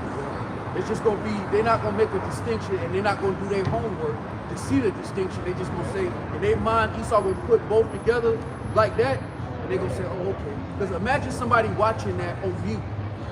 All they hear is that they watching New Orleans and then they see God Israel or something like that. Yeah. In their mind, it's like, oh, they're all the same. That's going to further that persecution. He's laying the plumbing down for it. He's laying down the infrastructure to just bring out that persecution. I was going to bring this out earlier about mercy. Ecclesiastes 16 and 16. Because mercy is manifest to every creature, and he has separated his light from the darkness with an adamant. Hey, and this is why the Lord reinforces, fear not. You know that he will save us, not me. The Lord keeps telling us that. Why? Because the Lord knows what we're going to go through, but the Lord also knows that the Lord knows what he can do. The Lord knows what he intends to do. He said, I know the thoughts that I have towards you, thoughts of peace. So no matter what the circumstance is, the Lord is telling us to be confident in him before that evil day. Say not thou, I will hide myself from the Lord. Shall any remember me from above? I shall not be remembered among so many people. For what is my soul among such an infinite number of creatures? 2/3 of our people have that mentality. They think that they can hide from the Lord, or they can just blend in. They can just get the mix and blend. The Lord don't get down like that. So when Jake need that hedge, like when this persecution come down, because Esau going to use that to start with the house of the Lord, but it's going to trickle down to Negroes, Latinos, and Native Americans. That's the trickle down. That's the layer. Esau's multi-layered with this shit. So the Jakes that point out brothers that believe and help with the persecution, Esau's coming for you too. And the Lord is going to use him to do that. It's going to be a test for the elect, but it's going to be vengeance on the Jakes. Yep. But that's why the Lord constantly gives his remnant that reassurance. Right. Like it says in Job the 5th chapter, I'm going to save you from 6 troubles. And famine, yeah, you're going to laugh. I will deliver you. I will do this. The Lord constantly reassures us as a people, you know, as the hopefully elect, Lord willing, as the elect, Lord willing. But the Lord is constantly reinforcing, hey, I will do this. I'm going to save you. Don't worry about that. You know, leave the cares of tomorrow to me. I got you today. You know, the Lord is constantly reinforcing that ideology, man, so that in that time, we're going to be stable. We're going to know the Lord is here, man. With brothers especially, you should have no reason to pray. You should. We fear the Lord, we reverence the Lord. You shouldn't worry about the elements. That shouldn't be something that you worry about. And the Lord told us not to worry about this. We reverence Yahweh Shema Shah, we serve the Lord. You have to be confident in the salvation just as much as the judgment. Whatever the Lord puts you through, He's going to get you through it. You just got to endure it. You just got to deal with it. But it's not to a loss. You're not losing nothing. Right. Ecclesiastes 17 and 8. Hard, but it's reasonable. Just. Well, it's hard and it's reasonable.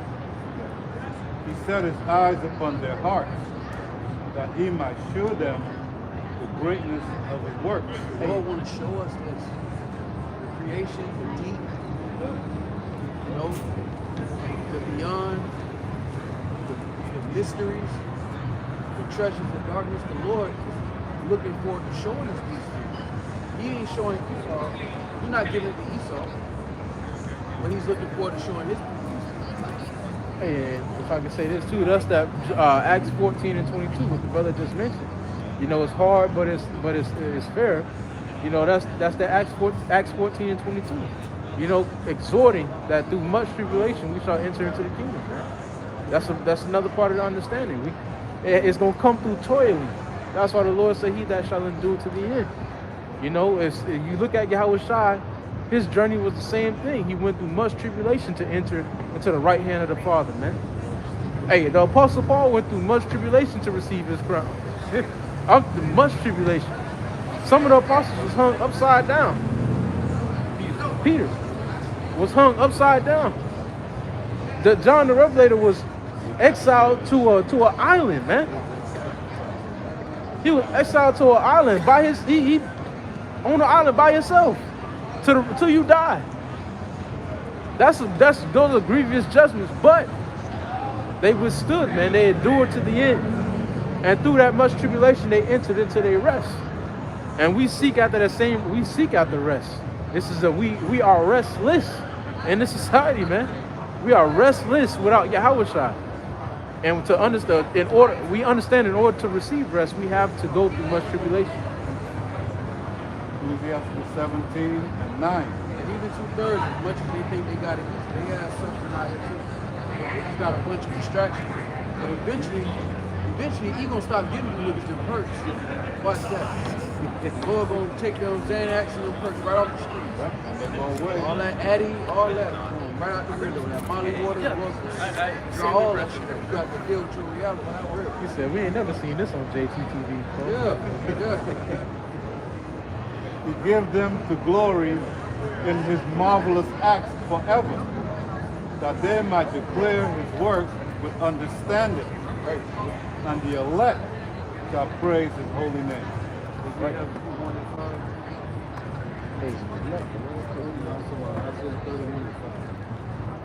The Lord seek to show us these things. You know, there's gonna come a time when we ain't gotta look at our inheritance through a blue screen. We ain't gotta look at it from an iPad. We gotta look at our inheritance from National Geographic. We ain't gonna have to watch other nations rule our inheritance in error. We won't have to suffer having the stigma of being looked down upon by nations who can't even touch us, who can't deal with us on a bad day. That time is coming to an end. And that's why we stand through the Spirit, we stand in great boldness. Because again, the only thing that matters is serving Yahweh Shah. And we know at the end of this, the Lord is going to deliver on his promise. Habakkuk 1 and verse 5. Behold ye among the heathen, and regard and wonder marvelously. For I will work a work in your days, which ye will not believe, though it be told you. Yeah, work one more time, Mark. Because you got to really zoom out and just imagine the kingdom of heaven and the conversation that other nations are going to have about Negroes, Latinos, and Native Americans going to be in our glory. From rags to riches, from being in front of the racetrack shooting dice, to having chariots over their head. Right. To being labeled as a welfare queen, to being the top woman on the planet. This is the rags to riches, and the world is going to see that. Just like they laughing at our fall, they're going to have to behold the rise to it. And nobody going to be able to get in front of that. And that wondrous work is being worked right now, man. Just for brothers to come out of this American stupor in itself is amazing. That shit is amazing, man. Miracle. It's a miracle. It truly is a miracle, man. To understand who the Lord is in this day and age, to be alive in your right mind, is truly a miracle, man. To understand who the Lord is, to actually know what's going on is a miracle, man. So many people are lost in gross darkness, and we were in that same gross darkness. Deep. And the Lord says, it's a marvelous work, man. For some walks of life brothers was in, it was a fast track, man. A fast track. Some brothers is really supposed to be dead for real. And so it's a miracle for us to be alive right now, fulfilling our purpose, preaching the word of Yahweh Shem Yahushai, man. And then to know as well that on top of the miracle that's already been performed in our life, the Lord's gonna do more miracles. Habakkuk 1 and 5, behold ye among the heathen, and regard and wonder marvelously, for I will work a work in your days which you will not believe, though it be told you. Yeah, Isaiah 34. Isaiah chapter 31, verse 5. As birds flying, so will the Lord of hosts defend Jerusalem. Defending also, he will deliver it, and passing over, he will preserve it. Right. And the Lord's gonna preserve his remnant, man. He's already started that preservation right now, man. by preserving us, Lord willing, we're the elect in the midst of a falling empire. He's preserved us with the faith, with wisdom, knowledge, understanding. He's given us the bird's eye view. He's given us he's given us a game plan. He's laid it all out for us. He's let us know, hey, this is gonna happen, but I got you. We got the best seats in the house, man. To be watching the world and the way that it's going in our position right now is it can't get no better than this, man. Exactly. Like Jake used to put the cheat codes in GTA. You get that helicopter, you get that extra money. We got the cheat. We reading. Hey. You get that extra cash, man. You get some nice car. Jake, we literally have the cheat code. I got the cheat code right now. Mike Tyson punch out. Stay Mike Tyson. Hey, the cheat code right now is the first and foremost the names of the Lord, understanding the names of the Lord, and understanding the will of the Lord, and then fulfilling your purpose according to the gift that the Lord has given you. That's the ultimate cheat code. Because men in these upcoming days, they're gonna wish they had the knowledge that brothers have. They're gonna wish they had the faith that brothers had. They're gonna wish it's gonna be such a scarce commodity that people are gonna wish they just knew. What was his name? Yahweh. They're gonna wish they knew Yahweh Shai. They're gonna wish they knew the name of Yahweh, and that they're gonna wish they even had the chance to even talk to brothers. Damn, he was trying to tell me something about. They're gonna wish they would have listened, man. That's how scarce a commodity the truth is gonna be. It said that in 2 Ezra 5th chapter. It says that wit is gonna withdraw itself into a secret chamber. The secret chamber is gonna be the vessels of the elect. And the Lord said that He's gonna shut up the mouth of His prophets. We ain't gonna tell you a damn thing. You find out for yourself. Hey, you ain't serving no your oil for your lamp? Too damn bad, nigga. It's gonna be like that, man. It's 2 Ezra chapter 2 and verse 26.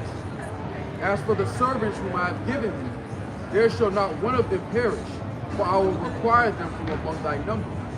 Be not weary, for when the day of trouble and heaviness cometh, others shall weep and be sorrowful, but thou shalt be merry and have abundance. And for you to be merry and have abundance in the time that we understand is coming, in Jacob's trouble, yeah. For you to be merry and have abundance in that time means that there's a undescribable blessing upon your life, man.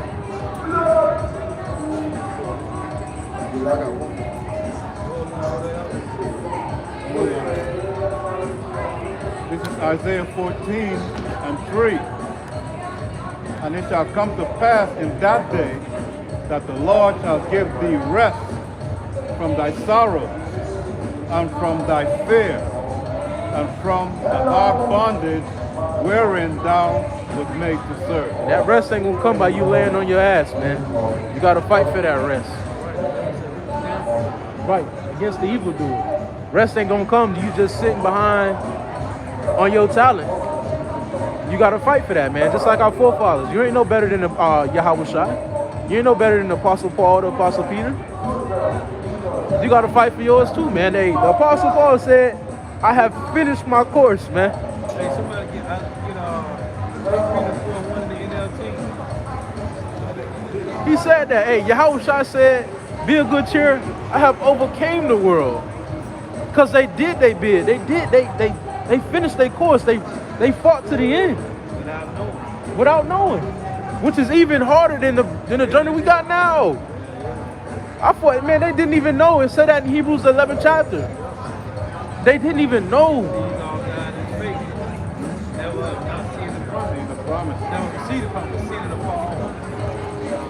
So for us to be right here in the time period we at now, to where we can literally smell Esau's demise, you gotta fight for it, man.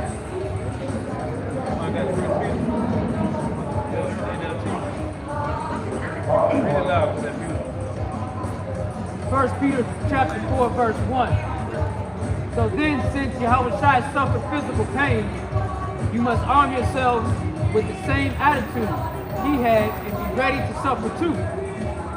For if you have suffered physically for Mashiach, you have finished with sin.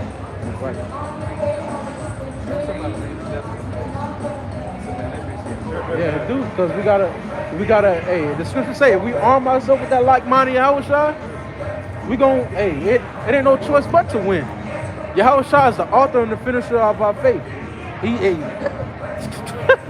If we look to Yahushua and we try to follow after his example to the best of our ability, What's up, bro? Long way to do. hey, copy the bit, bro. Let's talk about big bro, man. Hebrews 11, Unless you is a big bro. Yeah. Hebrews 11 and 13. These all died in faith, not having received the promises, but having seen them afar off. We see it, man. Hey, the Lord gave us our song, and we see it, man. And we are tracking the downfall of the so-called white man kingdom through prophecy, man. Like we can Amazon. see it, man. Like Amazon, we're tracking the package. You can see Close. it. 2 stops out. Close to literal deliverance. Yeah. You know, when JP at the crib thinking about the worst case scenario, he's something like cut my phone off. If I just breathe deep, I can take the pain. Instead of worry about that, worry about the fact that means we're close to getting out of here. Right. That means after that, we will no more go into captivity. The Lord said as he lived, we're not going to have to deal with this shit ever again. So we have to endure it right now. But you want to look back at what you went through and feel like, yeah, I gave it all I had. Because we that close. There's going to come a time where it ain't going to be going to work. You don't want to know that you gave everything that you could through the spirit of power by Shema Shah according to your measure. So you gotta fight, even if you're tired, you gotta fight tired. Hey, there's a reason why a part of our culture was to keep the records of your forefathers. Right. Like, okay, I come from King David, because that gives you a purpose to do better. You want to be better. Okay, I gotta live up to that standard and even more. Right. That's us through the Spirit, man. And they call you by your father. Right. You know, son of.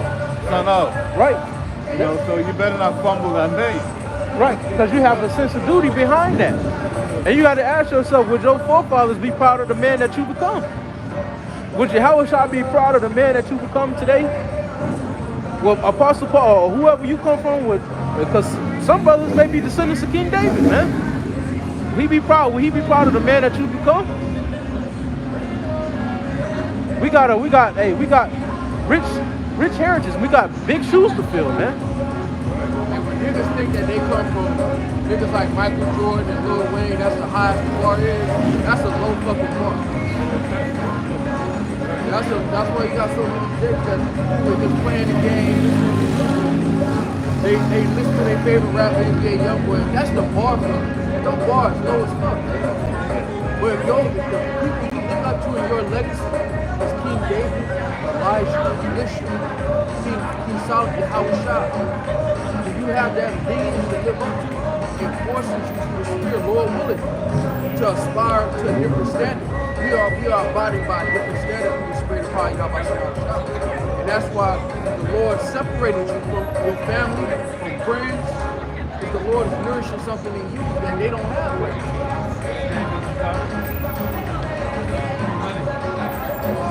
Gideon.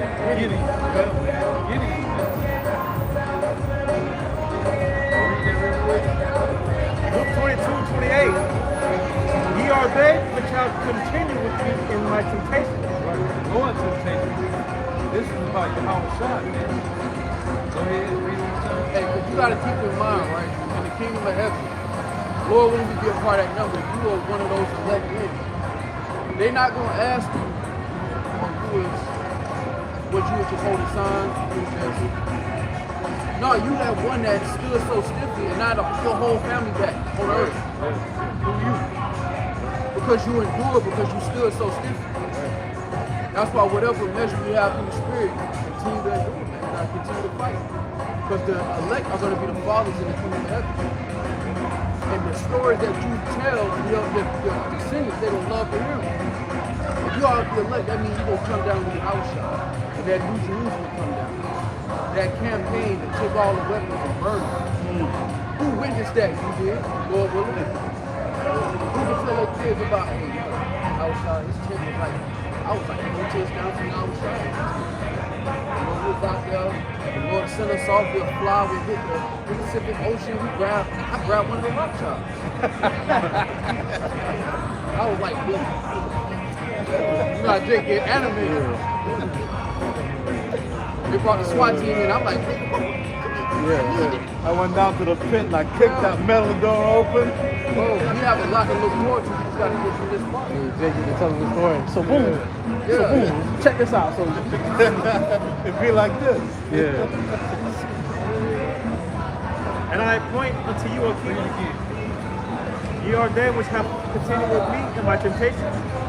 And I appoint unto you a kingdom, as my Father hath appointed unto me, that ye may eat and drink at my table in my kingdom, and sit on thrones, judging the 4 tribes of Israel. Isaiah 61:9 in the NLT, it says their descendants will be recognized and honored among the nations.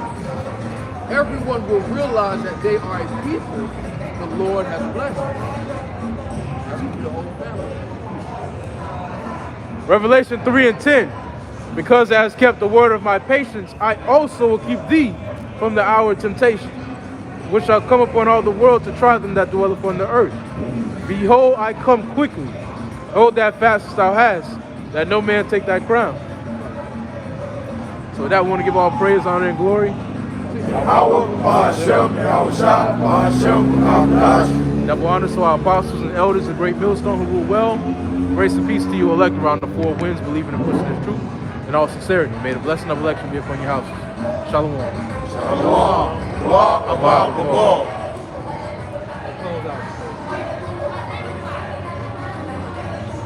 Yahweh, Hashem, Shalak, Rayum, Nasha,